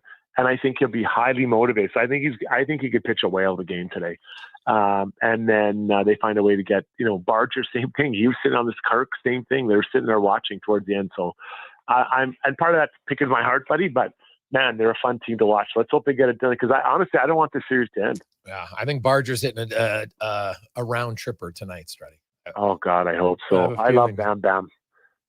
Dude, like he's pretty, like the Jays got a lot of exciting players on their team. And, the future, I think, looks like obviously there'll be some questions. Scherzer, Bieber, starting pitchers. Yeah. What happens with Bo Bichette and others. But like this should not be just a one-hit wonder where they're, playoffs and then it's another decade before they're back in. Like I'd hope they can keep most of the core pieces intact. Well, I mean, and Trey is Savage. I mean, that's pretty incredible, right? So I think that solves one maybe issue they have there, right? Can he be, up there, and what happens with Brios and some of these others? And I think it might become a bit of a destination to come play. That's been so much fun when they were screaming, "We don't need you to Ohtani." I love that. That is so awesome. That creates, players are watching, right? They hear that buzz, so they want to be a part of it. So it'll be interesting. I mean, the off season is a little ways away, but I hope Bichette stays.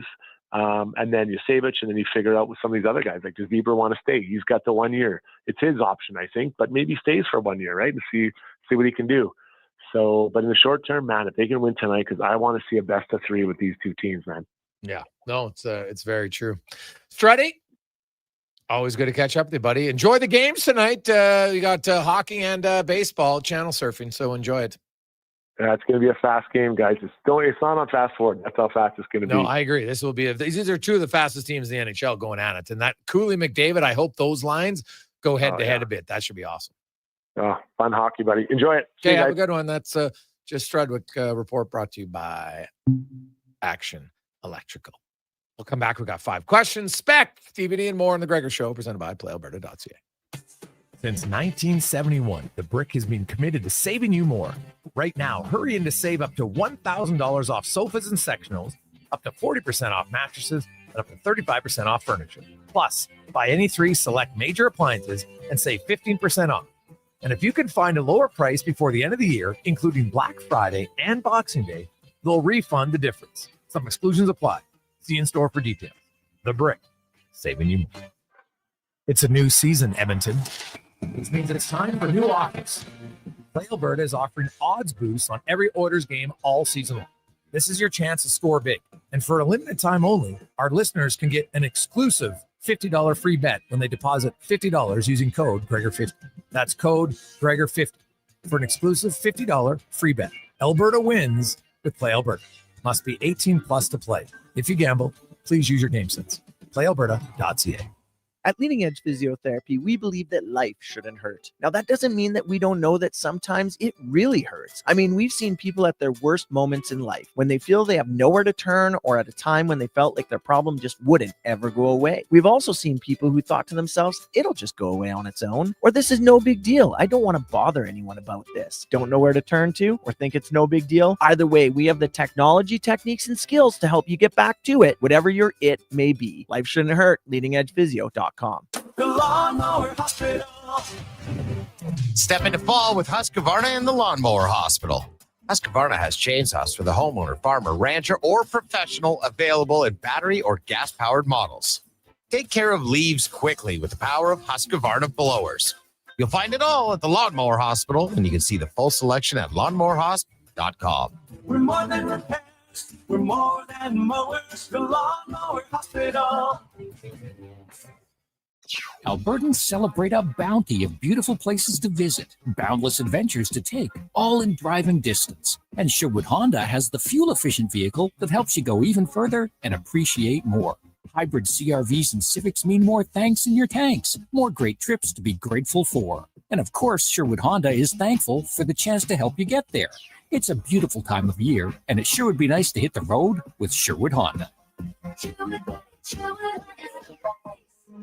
Prostate cancer affects 1 in 6 men in Alberta, and this November we're fighting back. Every dollar raised fuels early detection and life-saving support. Donate today for the men in our province. Visit keepitinalberta.ca to start your fundraiser or donate today. Diablo Boots sells only Canadian-made work and biker boots made by Canada West. No American or boots made in China, so no tariffs. All of Diablo's boots have replaceable soles and heels for longer life. Sizes 6 to 14 triple E. Buy quality, buy Canadian. And support Canada West and Diablo, the two best names in the boot business. So save on boots by Save On Foods. That's Diablo Boots, 3340 Gateway Boulevard on the east side of Save On Foods. Buy Canadian. They're terrific. For all things golf carts, it's the Golf Cart people. Their certified techs provide expert service from maintenance to custom upgrades. Customers can explore the sales floor for new and used club car, Yamaha, and E-Z-Go models. The Golf Cart people stock a wide variety of parts and accessories to keep every ride in top shape and offer convenient rentals for tournaments, weddings, and festivals. Trusted for sales, service, parts, accessories, and rentals since 1997. Visit the Golf Cart people at golfcartpeople.com, your complete golf cart solution.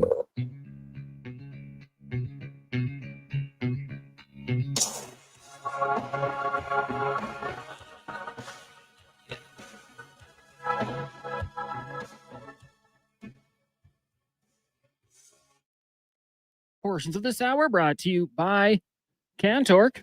We offer sale, rental, repair, and calibration of hydraulic, pneumatic, and battery-powered torque wrenches, stud tensioners, and flange maintenance equipment. Order today at cantork.com. The Jason Gregor Show, the best of Edmonton sports talk and beyond. This is Sports 1440. Presented by PlayAlberta.ca, Alberta's only regulated online gambling website.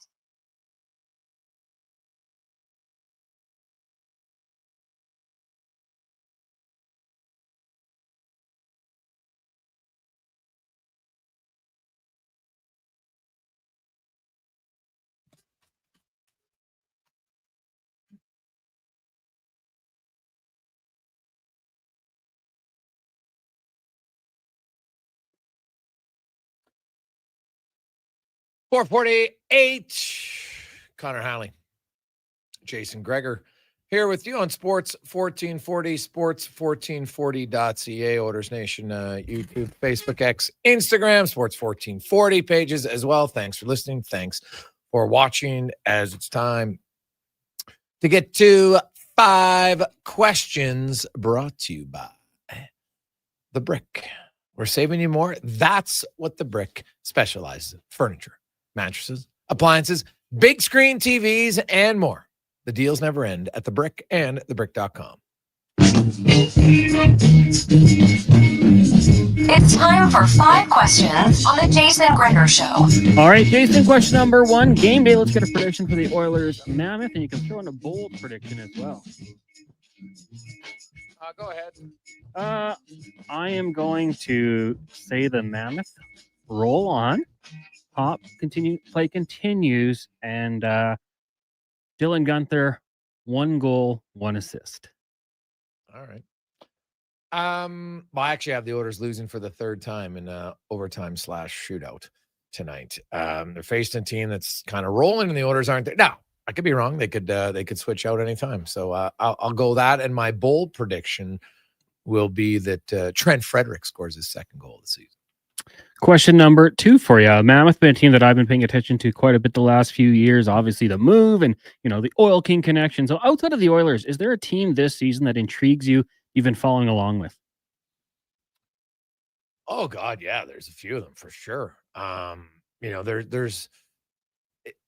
It's interesting to look at the team that's been knocking on the door. Are they finally ever going to break through? And then our team's going to fall off. So, but the team I'm most interested in probably is the Pittsburgh Penguins, to see, they're off to a great start. But what happened? Like, what if at game 40, they're within like 2 points of the playoffs, or 3, you get to game 50. And now it's like, do they just hold on to Malkin and these guys just to give a run to the playoffs? Even if they make it, they're not going to do anything in the playoffs. Is that really better? So Pittsburgh is definitely the team for me that I'll be watching. And the Buffalo Sabres, because that's been a tire fire. Obviously, it's 14 years without the playoffs.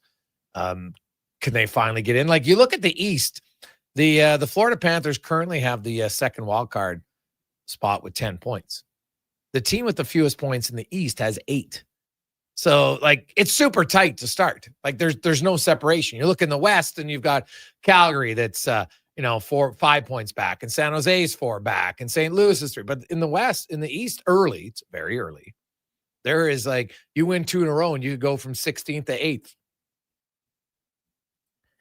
I'm going to, obviously I said the Mammoth is what team I am watching out for, but, out East, the Leafs right now, another team that maybe not living quite up to their expectations. How much of a distraction are they currently getting from the Blue Jays is what they've been able to do? They're down 1-0 after 20 minutes already to the Calgary Flames.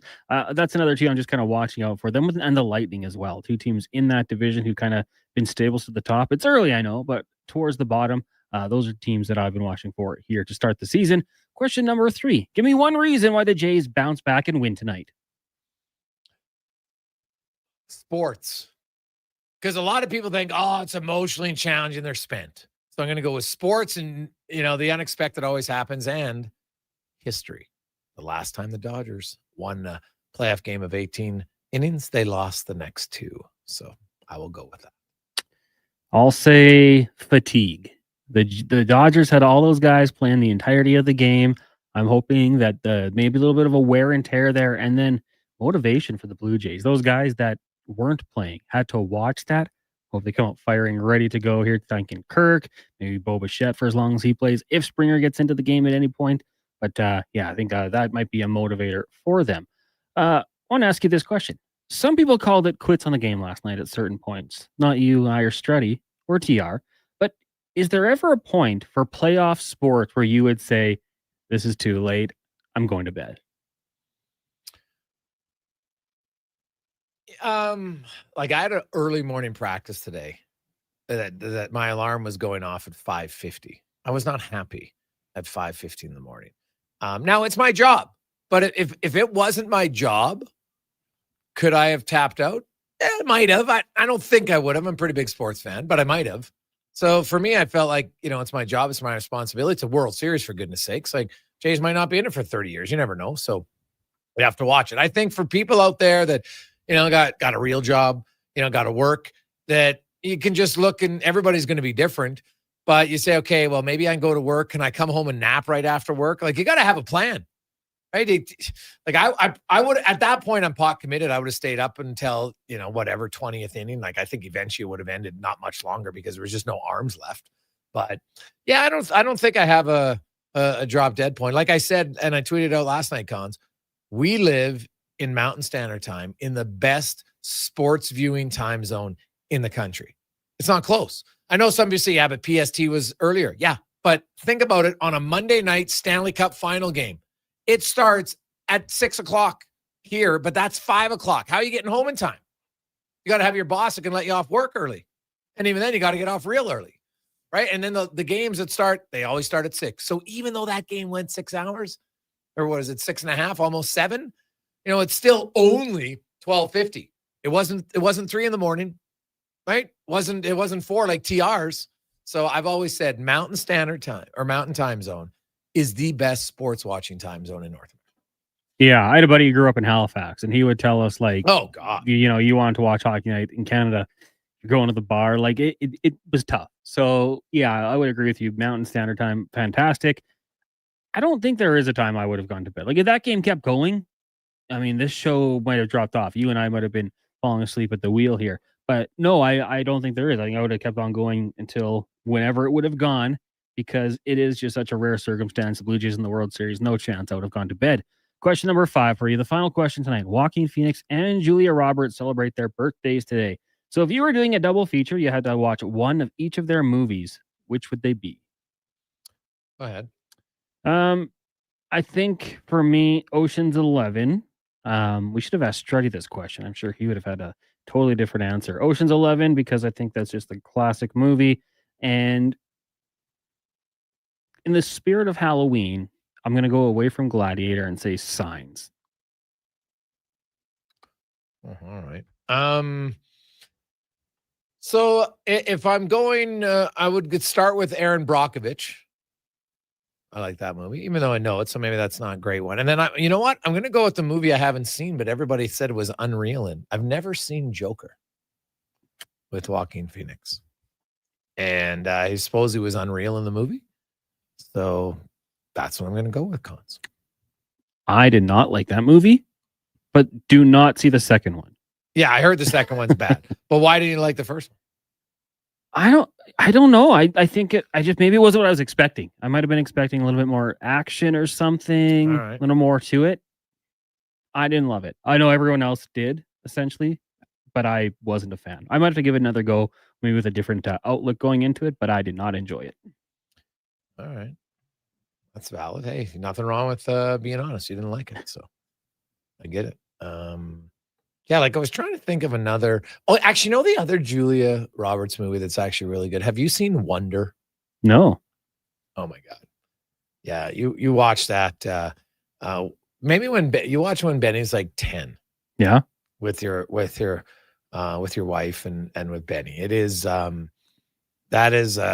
it's a good movie, but it's because it's true on, and obviously, different levels, but I think any parent, when you watch that movie, your whole thing is, I just want my child to be friendly and to have one or two good friends. You're not going to have 30 friends. Like some people are introverts. They don't want 30 friends, but to just kind of not be looked upon as different, I guess. And Wonder, yeah, now that I'm thinking about it, I might even take Wonder over Aaron Brock, which I'm making the change. I'm taking Wonder for sure.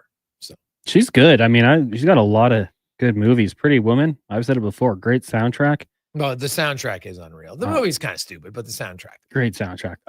Notting Hill, didn't like her in that one. Oh, I hate her. Didn't love what she did to Hugh, but brutal. Overall, pretty good run for her. Pelican Brief's pretty good.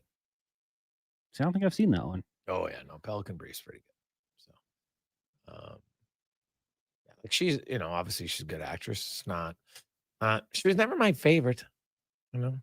Like I know, Con's like, you loved Eat, Pray, Love. It's one of your faves. I can't believe you haven't mentioned it. Everyone should watch that. Yeah. If you haven't yet, tonight. Yeah. Like tonight's not tonight. Oh no, like sports fans, like tonight is a great sport night. If you're somebody who loves just the highlights, you got 16 NHL games, so it's like, oh my god. And I should have saved it. Whoever it was who tweeted last night, man, my thoughts go out. Whoever has to make Jason 30 and decide what to put in it. That was so true. Imagine trying to capture last night in Jason 30. That'd be really hard to do because there were so many awesome plays in that game, both ways, like pitching, hitting, defense. Like even Vladdy to beat out when he was going to home plate. Like it looked, oh my God, he's going to get out. And then he just beat the play. What about even Heineman? Like that one at third base, I was like, why is he not sliding? Obviously he was safe, so he made the right decision. But initially it didn't look great. So man, there was so much in that game that was just, it had you on the edge of your seat or your couch or your bed or wherever you were. It was a great game. And I know the result isn't what Jays fans want. I understand that. But years down the road, man, you're going to sit back with your buddies who are big Jays fans and you'll talk about that game because there was lots of good things to happen in that game. Lots of good things to happen for sure. Let's get to the con man and a sports 1440 update brought to you by Loca. They have over 200 chef-prepared gourmet meals for you. Sherwood Park or Edmonton. Check it out online. Unbelievable food. And if you have some gluten issues, guess what? They got the pasta. It's not going to bother you. Check it out. Loca.ca. This is the Sports 1440 update. Big night in the sporting world. Jays Dodgers game 4 of the World Series gets going down in LA just after 6 o'clock. Shane Bieber on the mound for the Jays. The Dodgers will counter with Shohei Ohtani in the NHL. Every team in action. The Oilers will take on the Utah Mammoth. That gets going at 7:30. We'll have pregame coverage for you. Andrew Walker, Donovan Paulson, and Landon Ferraro right here on Sports 1440. That gets going at 6 o'clock. Right now, scoreless in Buffalo between the Sabres and the Jackets. Golden Knights and Hurricanes tied at 1 apiece. Flames up on the Leafs 1-0 after 20. And in the first intermission, Flyers and Penguins tied at 1 apiece in the association this night. This evening, 5 games. Wizards and Sixers, Hornets in Miami, Bucks host the Knicks, Kings taking on the Thunder, and the Warriors welcome the Clippers to the Chase Center. And from the NFL, the Saints will start rookie quarterback Tyler Shuck this weekend against the LA Rams, benching Spencer Rattler. Coming up in hour 4 of the Jason Gregor Show, we'll hear from Mark Spector of Rogers Sportsnet and Derek Van Diest of NHL.com. I'm Connor Halley. This has been a Sports 1440 update. Sports 1440 in West Edmonton Mall and Wetaskiwin. CKJR is a Stingray radio station. Download the free radio player app and listen wherever you go. Is your company drowning in paperwork and administrative tasks? Do you need more data to make better decisions? Nectar.io is your company's all-in-one solution for fleet and materials management, safety, time cards, and GIS-based project management. Now is the time to capture and transform field, site, and shop data into boardroom-level business intelligence, all with one login. Visit Nectar.io to book a demo today. Nectar.io, your business made better. Legacy Heating and Cooling is the #1 furnace replacement company for zombie hunters. Those who know their old decrepit furnace passed away years ago. Its decaying husk shuffling around now as the burden of Legacy Heating will send your undead furnace to its grave, replacing it with no payments and no interest for 1 year. Protect your legacy from the beast in the basement. It's time to destroy the furnace of the dead. Legacy Heating and Cooling. From the locker room just after 4 o'clock is Edmonton's sports leader. Real talk, big personalities, and your texts. It's interactive. It's fun. It's where Edmonton talks sports. You'll see us digging 1440. Monopoly Double Play is back Maybe wake at him up. McDonald's. So let's practice winning. You just won 25 grand. And go. Yes. I said 25 Jason grand. Gregor. That's what I'm talking about. Yeah. Much better. Okay, now you just won a brand new Chevrolet Corvette. Impressive. Feel like a winner on pack and in-app. Monopoly Double Play is back. While supplies last, 1 in 5 chances to win game piece prizes at outset. Chances to win draw prizes depend on number of entries in each draw. Cash prizes payable by e-transfer. See rules in-app. Fall in the savings at Wolf GMC Buick. For a very limited time, get 0% on every 2025 Buick and GMC, including the all-new Buick Envista, the Encore, Envision, and Enclave. For the GMCs, 0% on 2025s like the Sierra Half-Ton, Sierra HD, even the Yukons. Get 0% on all 2025s. Plus, get up to 84 months on the GMC Sierra Half-Ton Crew Cab. But like the leaves, these deals won't last long. Get into Wolf GMC Buick now. Wolf GMC Buick. We're making it easy. It's a new season, Edmonton, which means it's time for new offers. Play Alberta is offering odds boosts on every Oilers game all season long. This is your chance to score big. And for a limited time only, our listeners can get an exclusive $50 free bet when they deposit $50 using code Gregor50. That's code Gregor50 for an exclusive $50 free bet. Alberta wins with Play Alberta. Must be 18 plus to play. If you gamble, please use your game sense. PlayAlberta.ca. Well, looks like those hot sunny days are done. No more birthday soup by the pool for this guy. Ew. You're welcome, neighbors. Back to faux fur and flannel because it's fall, and it's also the perfect time to tackle those projects we've all been putting off, starting with the trip to Metal Supermarkets, of course. Metal cut to your precise measurements fast. The local convenience stores for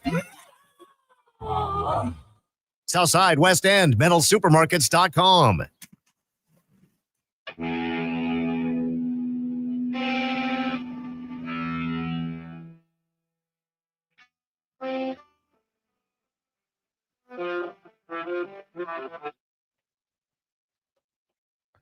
Portions of this hour brought to you by Papa John's. It's Terrific Tuesday. Get 40% off any regular priced pizza when you use code word 40Tuesday at the start of each pizza order at papajohns.ca or on the Papa John's app.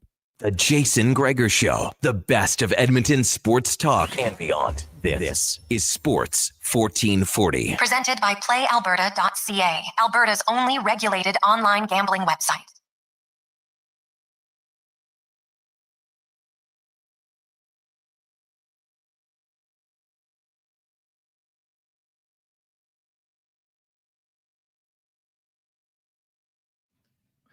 It's after 5 o'clock.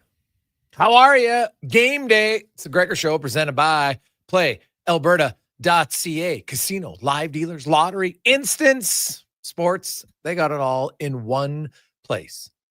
Sports, PlayAlberta.ca, or get the app even easier to maneuver. And when you're there, put down a $50 deposit and use the promo code Gregor50 and you will get a matching $50 deposit. It's like 2 for 1 at playalberta.ca.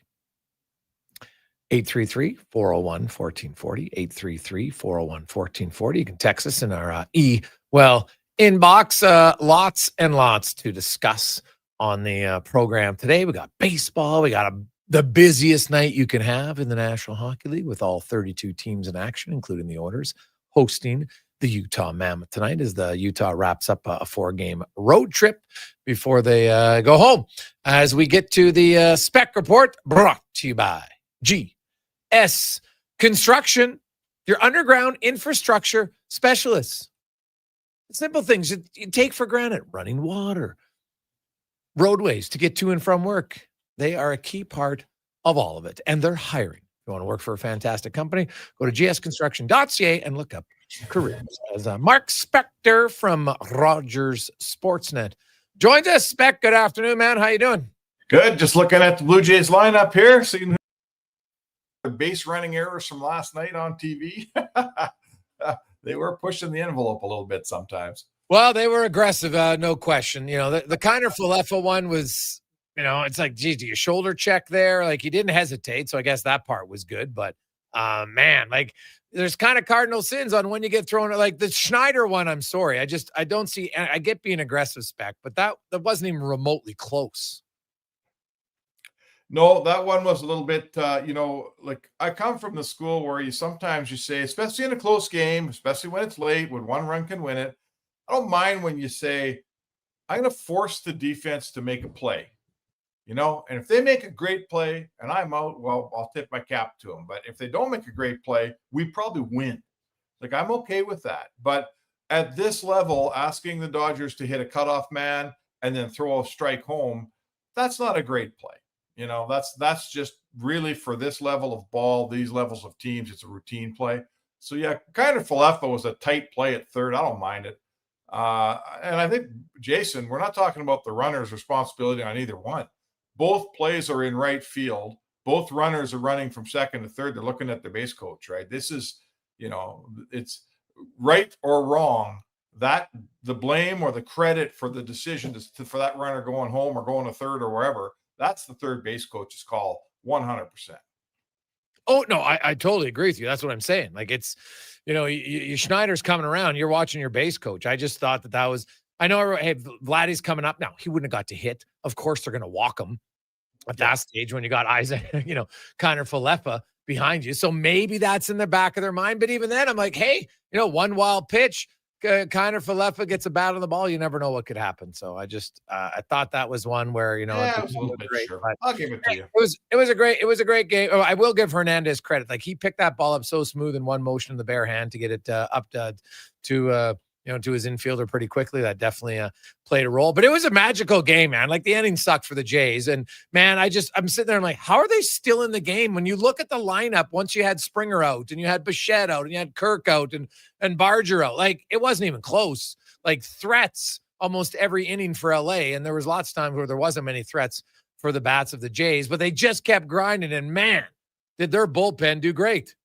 Well, I think it's the first big game that I can remember where the depth players for the Blue Jays didn't come through, where the bottom of the lineup didn't deliver the big run that they've been delivering. Ernie Clement went 1 for 8 in that game. He's been a money, this guy, right? Mm-hmm. Lucas went 1 for 8. He was up with a lot of opportunities to make something happen, and it just didn't go for him. So, to be honest, of all teams to be in the position they were in, where it was a lot of depth guys getting a lot of big at-bats, I kind of thought that was right up Toronto's alley, because all year long, those depth guys have been winning ball games for them. And, hey, they didn't win one last night, no doubt about it. And, I see Springer's out of the lineup tonight. They say he's available to pinch hit. I would question, that injury is huge. I think when Kirk came out halfway through the game, or around the 10th or 11th, he was wincing and looked like he was in pain. So he comes out. I don't think anyone thought Bichette was playing more than 9 innings the way his knee's treating him right now. So he comes out. Like, it's not just one guy's injury maybe that would concern me, Jay. It would be, how's everybody doing here? That looks like there's a few nicks mounting for the Blue Jays. Yeah. Well, and that sadly, Oiler fans know that story too well, Spec. You get the wrong injury at the wrong time, and it can derail you. But hey, the series is far from over, right? Maybe it's only one game for Springer, and then he's back in there, and you just need somebody else to step up. And that they're going to try to extend Ohtani tonight. You wonder if maybe he's fatigued at all. Who knows? Like 18 innings, a lot of guys. Like you wonder about the catcher of LA to go the full. Will Smith. Maybe there's a pass ball there. You never know. So we'll see. But man, it was a great game last night. There's no question about it. It was a great game, and I hope that Game 4 lives up to the billing for sure. Looking ahead to the Oilers game tonight, and we see the top 6 stays the same. There's the one change really in the bottom 6 because they're taking out a forward. So Matt Savoy is going to play with Henrique and Frederick, and they were actually really good in Vancouver. And then the defense is the same. They're bringing in Troy Stetcher. They're going up against a really hot, fast Utah team. This might be the game, Spec, because at some point Edmonton's going to wake up. I just don't know when it's going to happen. Yeah, at some point. I don't, here we go. This is the first time we've seen 11-7, but Chris Knobloch continues to mix his lineup around. And to me, it's a chicken or egg thing. Like, I talked to a lot of people in the hockey world, and that's something I'm starting to hear is, man, how come their lines are different all the time? But I guess I'd say to you, if they perform, maybe the coach would leave the lines together, so I'm not sure who to blame for it, frankly. I think what we will see is when the team plays better, the lines will stabilize. I don't like 11-7 one bit. I'm not 11-7 fan at all. I think the feeling is that you double shift McDavid or Draisaitl with that, the last two guys, right? Who's the last two guys? Howard and Tomaszek? Are they the two guys, the two orphans on the fourth line? So you get a little extra ice time with McDavid or Draisaitl. I get that, but personally, I've never been. I don't like 11-7 when Woodcroft did it all the time here. I'm not going to tell you I love it anymore now that Knobloch's doing it. What about you? Yeah, you know what? For the odd game, I don't mind it. I know the defensemen don't love it. I'm not sure how much more minutes you're going to play Draisaitl and McDavid, being honest. Like, look how much they're playing already now. So, what are you doing it for then? Like, what's our point here? What do we think we're trying to accomplish? What's the raison d'etre here for this 11-7? What do you think? Well, either A, there's a D-man who's a little nicked up, but I'm like, if they're a little nicked up, just take them out of the lineup. I honestly, Spec, it's like I think they just feel like, hey, we got to get Troy Stetcher in the lineup because he's been sitting around for a while, and I'm like, okay, right, that's the only thing I can think of. What can you think of? I've never met an NHL coach who changes his whole lineup around because he's got a seventh defenseman that he thinks should play. I'll bet you Troy Stetcher plays 6 minutes tonight. Big deal. Like, is that really? When a guy plays 6 minutes, he's just trying to get through it without screwing up. Like, you can't make any impression or improve in a 6-minute game. So I think I would refute that. I don't know. Listen, I don't know if there might be something neither of us know about an injury, and it's just fair. They don't tell us about those things. But all I know is, and this team, 11-7 has always been a reason or a method to be able to say, now we got two wingers that need a centerman down on the fourth line, and now we get to play Draisaitl or McDavid an extra shift. That's how it's always been here before. I agree with you. I don't think they need to play more, frankly. But that's how it's always been here, and I'm not sure I'm getting off of that one, Jay. I don't buy a seventh defenseman who needs to play. He's a seventh defenseman. He's going to play 5 minutes tonight. Who cares? Yeah. Well, fair point. But you asked me, I can't think of a great reason why they would necessarily do it, other than maybe they're like, hey, you know what? We'll move some guys around, and Nugent Hopkins might take a few shifts at center, is what I'm guessing here, Spec. Yeah, sure. To be honest, I think Nugent Hopkins this year, I still think he's a better centerman than the winger. And the minute Hyman's back, I'm putting Hyman on the right wing, I'm putting Mangiapane on the left wing with McDavid, and I'm putting Nugent Hopkins back at center. It's November 1st is Saturday, I believe, right? Yes. So he's eligible to come back on November 1st. Yes. You think he'll come back on November 1st? It's close, man. The fact he's skating with the team today, I watched him. He went, he's obviously it's a morning skate, so he's not going to funnel in on any of the other lines other than they were kind of rotating on that fourth line, knowing that only two of those guys were playing, right? They had Lazar, Hyman, and Philp all rotating in there. And he didn't look different. Tomorrow at practice, I think will be another sign. He's obviously not going to practice with any of the top lines because he can't play Thursday. But you just see how involved he is in practice. And to me, like, I watch it now. I've seen Hyman a few times come out when the Oilers were at home after practices for a significant time, working on drills, working on shooting. So he's been doing that since the Thursday spec after opening night is when I saw him originally doing that. So I think, yeah, it's probably pretty close. Now, I can't say with 100% certainty, but I would be interested if he does play on Saturday. Is he going to play back-to-back nights next Monday, Tuesday in St. or Tuesday, Wednesday, whatever the dates are? I think it's Monday, Tuesday, actually, in St. Louis and Dallas. Like, would he come back and play 3 and 4? Like, that might not be it, but maybe he plays 2 out of 3. Well, they got extra guys. I mean, obviously, things are going to change around here when they do activate him and he does play. You know, they won't have too many extra guys because they're going to have to move some people around here. But I'm just interested in watching him shoot, and that's what I will watch at practice tomorrow. How's his shot? You know, the ultimate test. It's like all us Canadian guys played hockey at some level. My level, exceptionally low. But I can tell you this, and no one's going to disagree with me. When you have a bad wrist, you know, sometimes you can pass a puck, sometimes you can handle a puck. It's shooting a puck, right? Can you shoot the puck? And I'm going to watch him in practice and see how often he's shooting it. Sure, he might skate up and down the ice with it. That's great. But, you know, until he's wiring wrist shots the way he always has, I don't think we'll see him. So let's hope he's wiring wrist shots on Wednesday and we see him play on Saturday. Yeah, well, who knows if they'll be able to rip it right away or not? That's obviously going to be a question. I think more Hyman is, you know, what's his, how is he going to be in front of the net, which is where I think having a little bit more net front presence will be the best thing for this team. Yeah, I mean, listen, how many pucks has McDavid fed off of Tomaszek's blade on the power play that haven't gone in this year already, right? We're only 10 games in, but I would say a lot. There's a lot of pucks. Tomaszek's pretty decent at getting his paddle down. He's fairly, looks to me to be fairly strong on his stick, but there's not a lot of goals going in. Those are goals that Hyman makes a living on. So, you know, let's face it, Hyman's better in that position than Tomaszek is. It's just a fact. So if you get Hyman in, it's an upgrade. And I don't think anyone's going to disagree on that. Yeah. Oh God, full upgrade. Spec, where do you come out with the hockey frenzy today? All 32 teams for what? I don't know.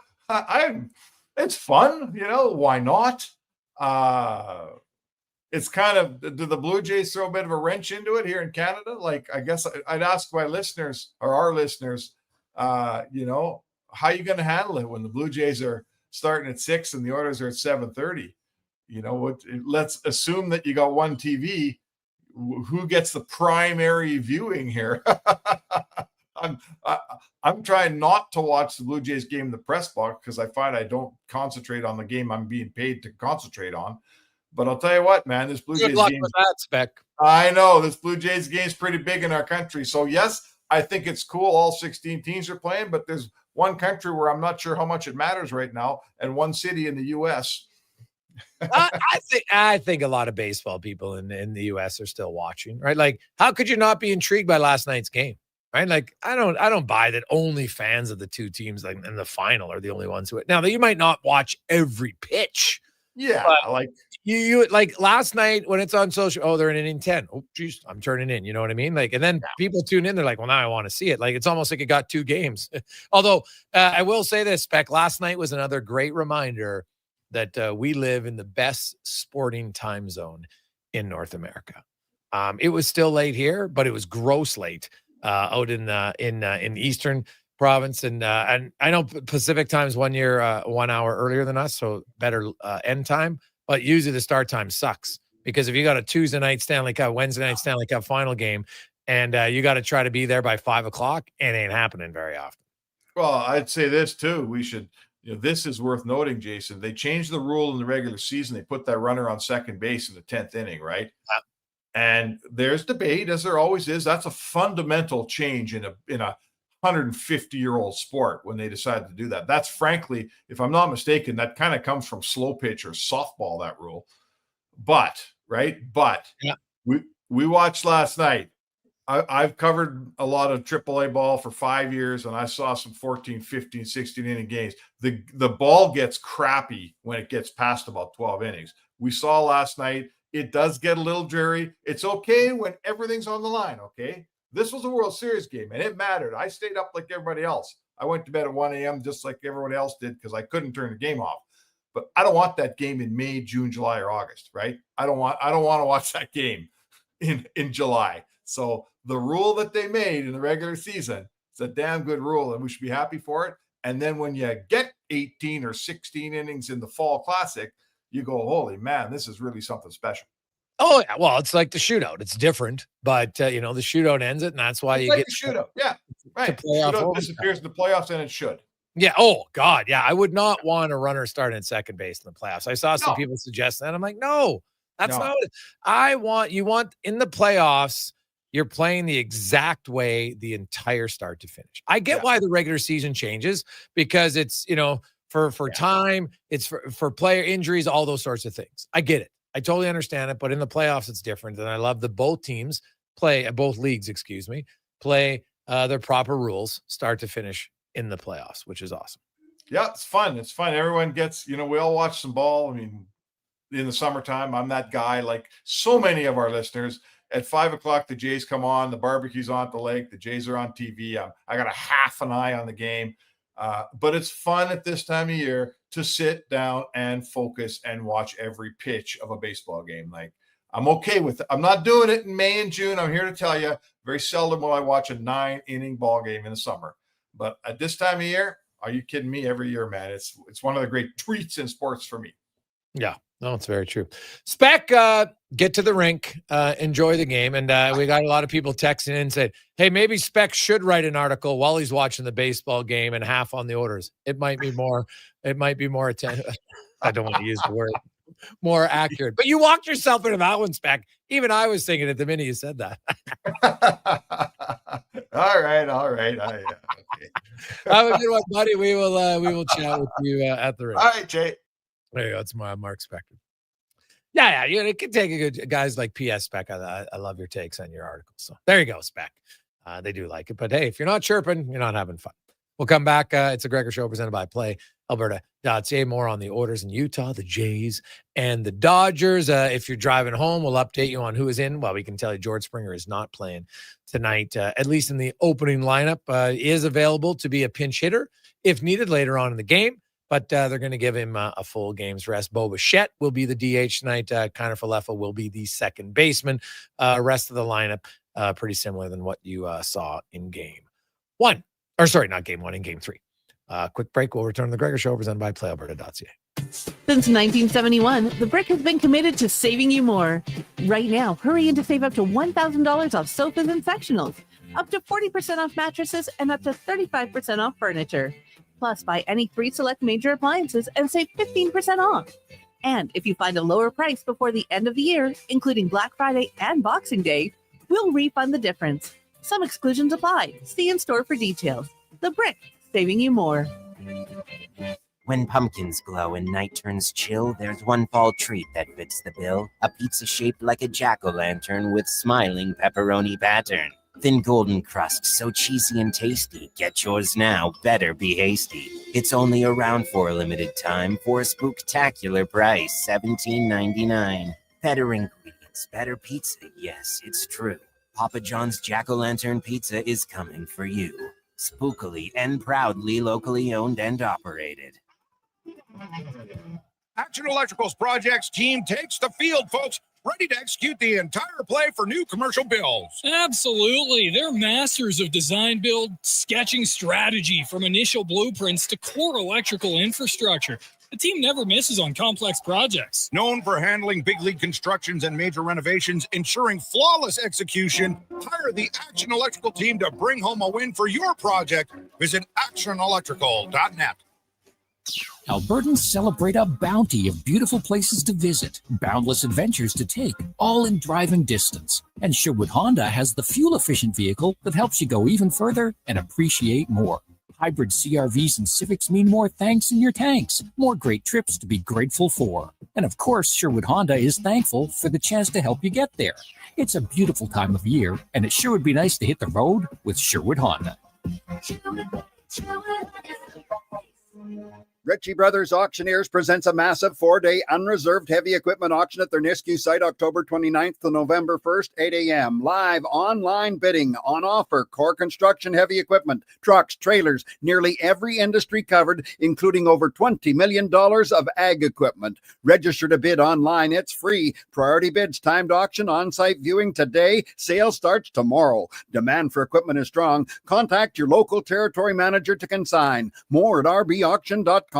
From the local rinks to homes and businesses across the province, Alberta's rural natural gas utilities are here to fuel life affordably, reliably, and safely. We're members of the Federation of Alberta Gas Co-ops, providing natural gas to keep our rural neighborhoods warm and connected every day. It's local, dependable, and it's ours. To learn more about the Federation of Alberta Gas Co-ops and our members, and how natural gas fuels your community, visit fedgas.com. Alberta's energy. Game on. Portions of this hour brought to you by Sherbrooke Liquor, the best place for wine, cocktails, and beers from all over the world. Also, a variety of excellent non-alcoholic options. See more at SherbrookeLiquor.com. The Jason Gregor Show, the best of Edmonton sports talk and beyond. This is Sports 1440. Presented by PlayAlberta.ca, Alberta's only regulated online gambling website.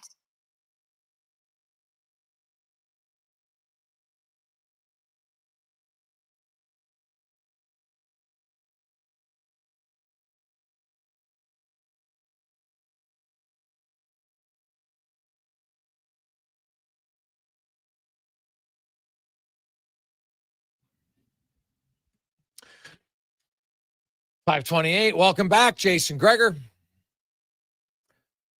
Connor Halley, Declan Kruger with you as you make your way home. Please turn your lights on. It's getting darker all the time now, so make sure your rear lights are on. They'll be our constant reminder. Get the lights on. Make it safer for everyone. You get home because you want to watch the baseball game. Maybe you want to watch the hockey game. Maybe you're going to the hockey game. Whatever you're doing tonight. Hey, maybe we're just getting some Taco Tuesday somewhere. Whatever you do, have your lights on. Oilers, Utah tonight as we get to our big guest of the day, brought to you by the Spruce Grove Saints. Exciting BCHL action down in Spruce Grove at their brand new Thompson Family Arena. It's a spectacular place to watch some hockey. You can get your tickets, sgsaints.ca. And, of course, they've been on the road for a little bit, but they'll be home this Saturday night. Another great rivalry, Sherwood Park in town. So it's going to be rocking. Get your tickets, sgsaints.ca. As we welcome in from NHL.com, Derek Van Diest joins us. We're DVD. It's a good thing you're not having to write like a league recap tonight with 16 games across the Yeah, it's a busy night. They call it Frozen Frenzy. So 16 games tonight and spreading them out. So it's it's going to be a busy night trying to keep up with everything that's going on. But they do this a couple times a season. So this is one of those special nights where every team gets to play. So it's something that they've been trying out. And, I like it. I like, the more hockey, the better, especially at this time of year. So, it'll be interesting to see and, try and keep up with everything today.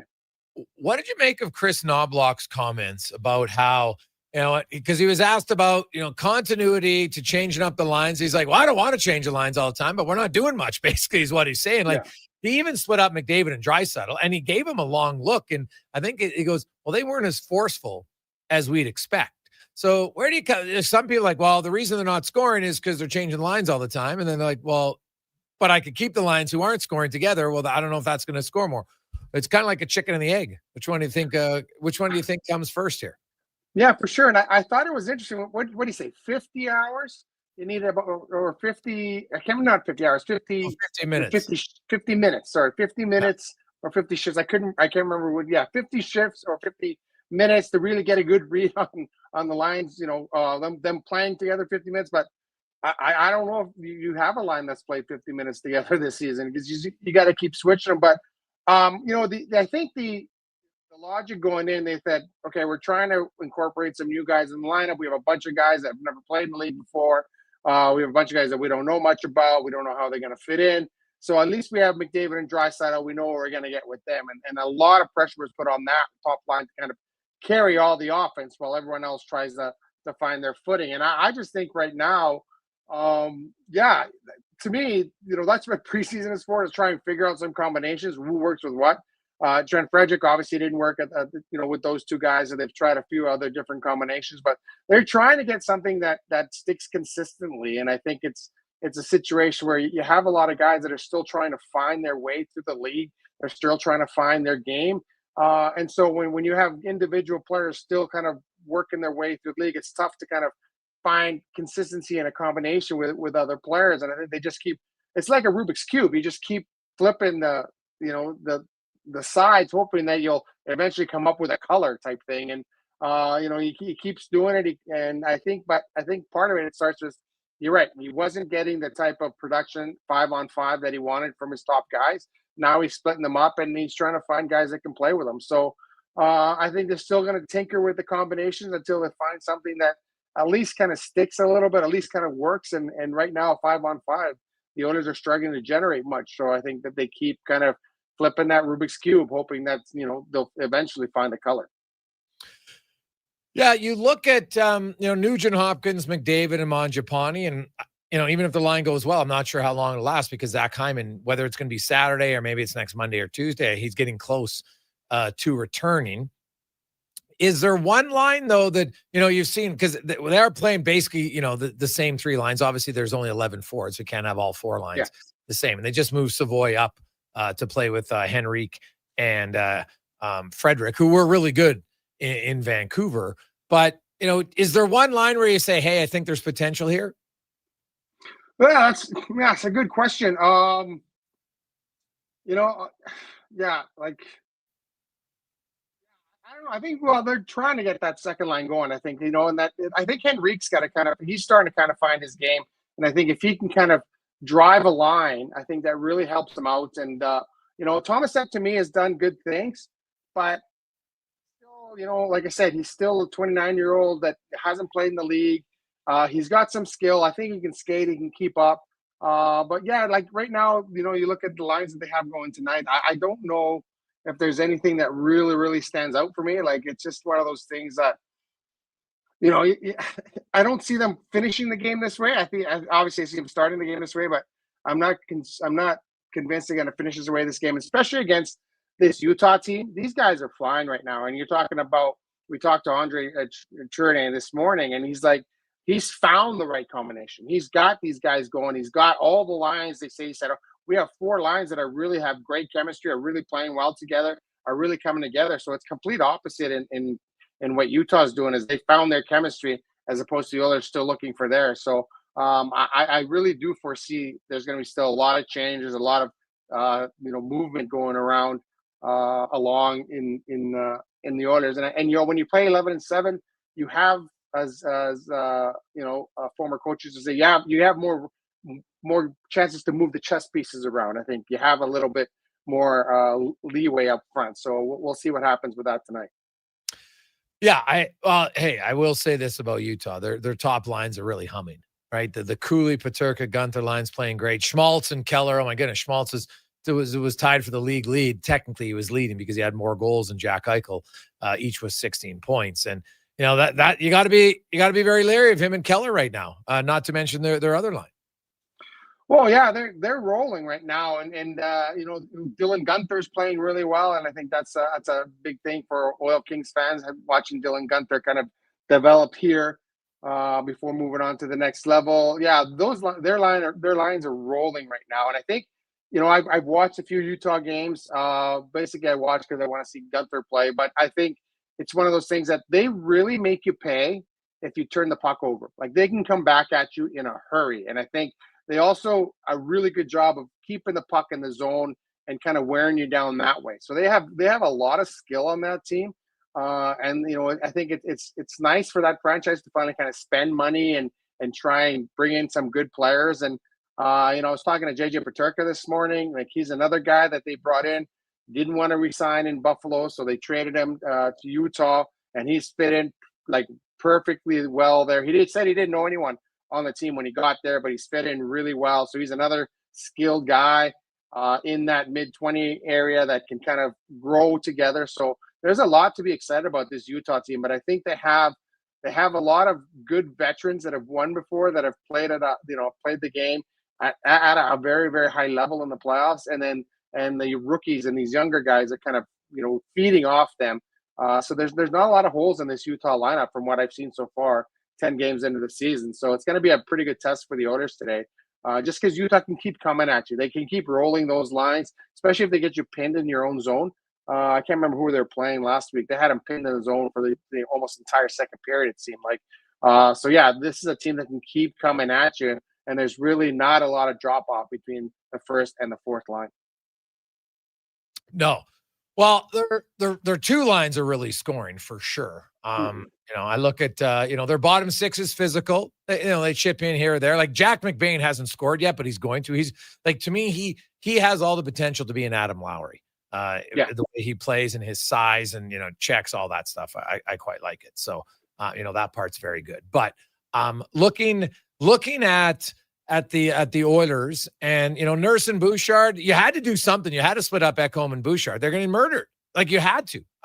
You can't always live in the past forever. Now you can always go back to it when they're playing better. But to me, DVD, it made sense to split them up the way they were playing.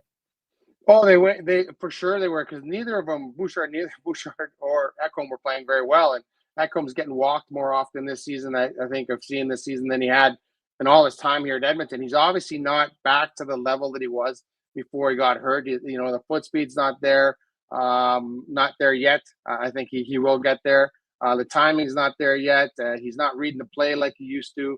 And I think, guys are challenging them. And I think that's the thing in this league. If they see a weakness, they'll go for it. And you're seeing guys challenging Ekholm one-on-one a lot more than you had in the past. In the past, you just figured, oh, that's Ekholm. There's no way I'm going to beat him one-on-one. But now they're taking him on, and they're taking him on outside. They're turning him inside out. And I think that's an issue. And Bouchard, that kind of reflects in the play. Like if Ekholm's struggling, then Bouchard's going to struggle, because Bouchard has never been really good in his own zone. And I think they always kind of depended on Ekholm to be the defensive stay-at-home guy, and Bouchard allowing him to kind of move up and be offensive in that regard. But Bouchard right now, he's making poor reads. He's making poor plays. He's making bad decisions defensively, some bad decisions with the puck. Like there's mistakes galore there. And you're right, the way those two were playing, every time it seemed like the other team was scoring, those guys were on the ice. So I think, you had to do something. You had to change something up, because it's not working right now. And this is a partnership that had been together and been so successful for so long. And then to see it kind of crumble here because both guys are struggling at the same time. You had to make moves. You had to make changes. And the funny thing is about Jason, like we thought defensively, that's going to be a strength of this team. They're all coming back. They're all know each other really well. And right now you can see there are some struggles there, and there are some things that other teams are exploiting. Yeah. Derek Van Diest joins DVD. One last one. Got to get your thoughts on the Jays. Did you watch the whole game last night? Yeah, I did. I was, by the 12th inning, I was like, well, I'm invested. I'm not going to bed. Like, it's funny because I was like, I'm going to go to bed early today, get a good 8 hours, solid 8 hours. Yeah. And lo and behold, it's 1:45 in the morning. I'm still watching baseball. But, at this level, you have to make the most of your opportunities, and you can't make mistakes. And I think the Jays compounded, made 3 or 4 mistakes. I think, obviously they didn't get help from that one call from the umpire. But the way I see it, like if you're a young baseball player and it's a ball, don't start walking to first base until you hear the umpire say ball, because it's almost like showing up the guy. And I think that's what happened with that high strike. Marshall started walking to first and he hadn't called it yet. And then he's like, screw that guy. I'm going to call it a strike, even though it was way out. Like it was a bad look on the umpire. But I do think that there's some base running mistakes. And there were some execution mistakes. Like you get the leadoff runner in extra innings, you got to lay down the bunt. You got to execute that. You got to get the guy to second, and then you go from there. There was obviously some substitutions. That there some had to be made because there was injuries and guys banged up. But there was a couple there that you wonder. Okay, I know you're playing for the 9-inning win, but you do have to take into consideration if this game goes it's 5-5 going into extra innings. And I think, the Jays didn't have much pop in their lineup because they took 3 of their best hitters out of the lineup. Yeah, well, yeah, it hurt. Well, even Barger, man, Barger's been great in this series, and so him gone too. So we'll have to bounce back. And I will say this, man, watch so we had that game last night. It's a marathon game, but as a fan, now you get right back to it. Like this reminds me of when the NHL used to play back-to-back games in series, man. Like it gets you so much more emotion involved. Is it harder on the players? Yeah, possibly, but they did it for years when they didn't even travel well. Like nowadays, the travel, the education, the food, everything is infinitely better. No, for sure. And I think, if you were the Jays and you're saying, okay, we don't want to linger on that loss too long. Let's get right back at it. And, they're going to need a really good pitching performance. They're going up against Shohei Ohtani. And again, the funny thing about, they had a meeting on the mound in the 7th. How are we going to pitch Ohtani? Let's be careful with this guy. Whatever they said in that mound meeting. And then the first pitch is right down the middle fastball when he drove it to deep center. And if you're gonna it was kind of funny. You're gonna pitch this guy. If you pitch to him, you can't throw him a fastball right down the heart of the plate because he is gonna bury it. Yeah, for sure. DVD, enjoy all the games tonight, buddy. We'll see you at the rink. Sounds good. See you there. There you go. That's Derek Van Diest from NHL.com. We'll come back, quickly wrap things up. Oilers, Utah, Jays, and the LA Dodgers, and a boatload of games in the National Hockey League. We'll get to those and more on the Gregor Show, presented by PlayAlberta.ca. Beer connoisseur or more of a wine aficionado, there's always something new to discover at Sherbrooke Liquor, a unique family-owned independent liquor store. The selection, incredible. The non-alcohol section is also very impressive. Sherbrooke Liquor, expert, knowledgeable staff with a passion for unique finds. More than just a liquor store, we're a community. Alberta's best, the one and only Sherbrooke Liquor. Wine, spirits, and oodles of beer. Visit SherbrookeLiquor.com. And here comes Action Electrical Service Team sprinting onto the scene. These are your first responders for any electrical emergency. That's right. With their fleet of service vans and specialized gear, they assess, they service, and maintain electrical lighting and automation systems. They're all about rapid response. Quick diagnostics and repairs to restore power and safety fast. Hire the Action Electrical team to bring home a win for your project. Visit actionelectrical.net. Monopoly Double Play is back at McDonald's. So let's practice winning. You just won 25 grand. And go. Yes. I said 25 grand. That's what I'm talking about. Yeah. Much better. Okay, now you just won a brand new Chevrolet Corvette. I think you just fainted. Impressive. Feel like a winner on pack and in-app. Monopoly Double Play is back. While supplies last, 1 in 5 chances to win game piece prizes at outset. Chances to win draw prizes depend on number of entries in each draw. Cash prizes payable by e-transfer. See rules in app. Think your credit's not good enough for a new ride? Think again. Go Auto's car loan calculator is here to help. No commitments, no credit hits, just real answers. You tell us a few things, and we'll show you what you can afford. Text credit to 780-777-7777. That's credit to 780 all sevens. Go Auto. We do the math, so you can do the driving. They're not just a grocery store. They're a butcher, a baker, a cafe, deli, rotisserie pizza, and restaurant, all under one roof. Loca Quality Market does food differently with 2 locations to serve you. Edmonton and Sherwood Park. Visit loca.ca. Carve out for a cause at the Jason Gregor Pizza Pig Out, presented by GS Construction.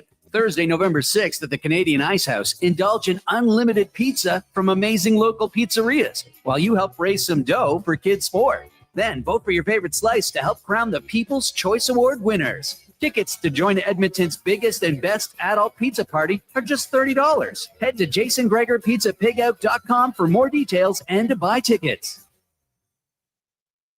The job won't wait. Why should you? At AWS Welding Supplies and Repairs, conveniently located in Nisku, we've got everything you need to get it done. From product sales to servicing and calibrating machines, we're your one-stop shop. We're a proud, locally owned and operated business, committed to serving our community with a proven track record of customer service. Don't let a broken tool slow you down. We offer fast repairs and free same-day delivery of in-stock items to Leduc, Nisku, and South Edmonton. AWS Welding.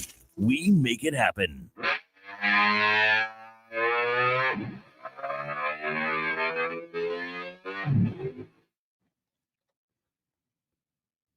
Portions of this hour brought to you by Crystal Glass, your clear choice for residential windows, locally manufactured and installed. Crystal Glass provides a beautiful product and incredible customer services for all of your residential needs. Call 310 Glass or visit crystalglass.ca for a quote. Hat tricks, touchdowns, and home runs. Get it all with the Jason Gregor Show on Sports 1440. Presented by PlayAlberta.ca, Alberta's only regulated online gambling website.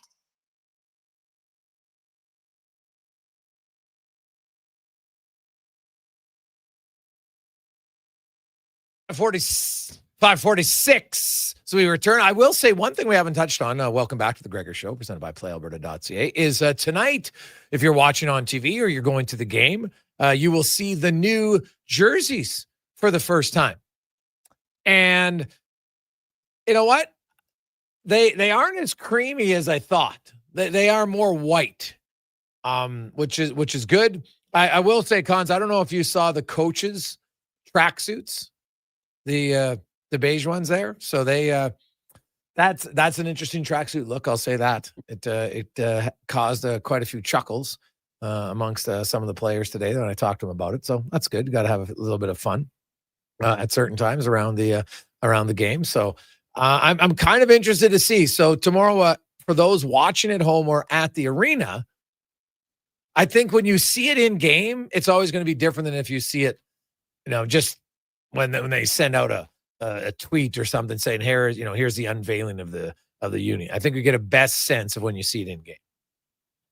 Always. Yeah, I'm with you too. Because I think that a lot of times too, like the gloves and the pants, like it all kind of has to go together, makes it work. And I did see the coaches' tracksuits today. I mean, just because you can doesn't mean you have to make them. I think you probably could have just gone with the traditional ones, but wow. Was there like a cleanup somewhere? Was there a chemical spill? Looks like it. That's what I was going to ask Chris Novick about that today. Say, hey, was there a chemical spill before you guys came on the ice today? What was going on there? So, because that's kind of what it looked like. And that's okay. You got to have a little fun with it.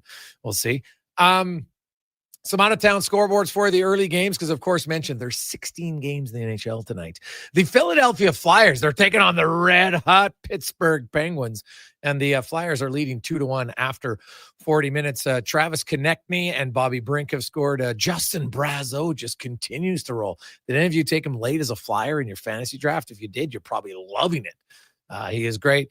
Matthew Nyes and Max Domi have scored for Toronto.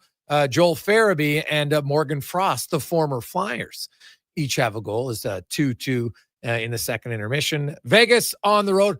Pavel Dorofeev, how about this? He has 9 goals on 27 shots. He has 5 goals on 11 power play shots this season for Vegas, as he has 2 more goals tonight for them as Svechnikov opened up the score, his first of the season for Carolina. The Blue Jackets get a goal from Chinikov. They lead 1-0. The Ducks and the Panthers, no score after 20 minutes. And the Islanders, the Bruins, the Bruins, man, they started 3-0. There's all this hope. Look at Boston's going to be great. They're 1-7 since, and they're trailing 2-0 already. Bo Horvat and Kyle Palmieri have the goals. Then, of course, there's still 10 other late games. We're not going to get through all of them just yet. MLB news, the Blue Jays tonight taking on the Dodgers. You will have, of course, Mr. Mustache. It's a pretty thick stash. It's a pretty good stash, I will say, is on the mound tonight for the Jays. You got no George Springer. He is available to pinch hit. Whether or not they use him, we'll see. But Lucas is hitting leadoff. Guerrero Jr., then Bichette, Barger, Kirk, Varsho, Clement, Jimenez, Connor Falefa, the batting lineup tonight for your Blue Jays. And the Dodgers have Shohei Ohtani on the mound, which is pretty impressive. Let's be honest. Like what the guy does is it's hard to it's kind of hard to argue, Cons. He is one of the he's the greatest baseball player I've ever seen. That's what I was going to ask you. Like, is he the undisputed GOAT at just 31 years old? Well, he's the greatest player I've ever seen, right? So, others might be inclined to say, well, no, this guy's better and that guy's better, and that's fine. But when you look at it, it's just I haven't seen a player who can be that dominant at the plate with that much speed and then also be that good of a pitcher. Like, we've just never seen it before. So I don't know how you can argue that that he's not the best. Can you? No, I'm not at all. I mean, you just look at him from the skill position, like put him, not counting his pitching. It's hard to argue what he's been able to do. Throwing that in there is just kind of the cherry on top for his ability. His 5-time All-Star, 3-time MVP, 5-time all MLB first team.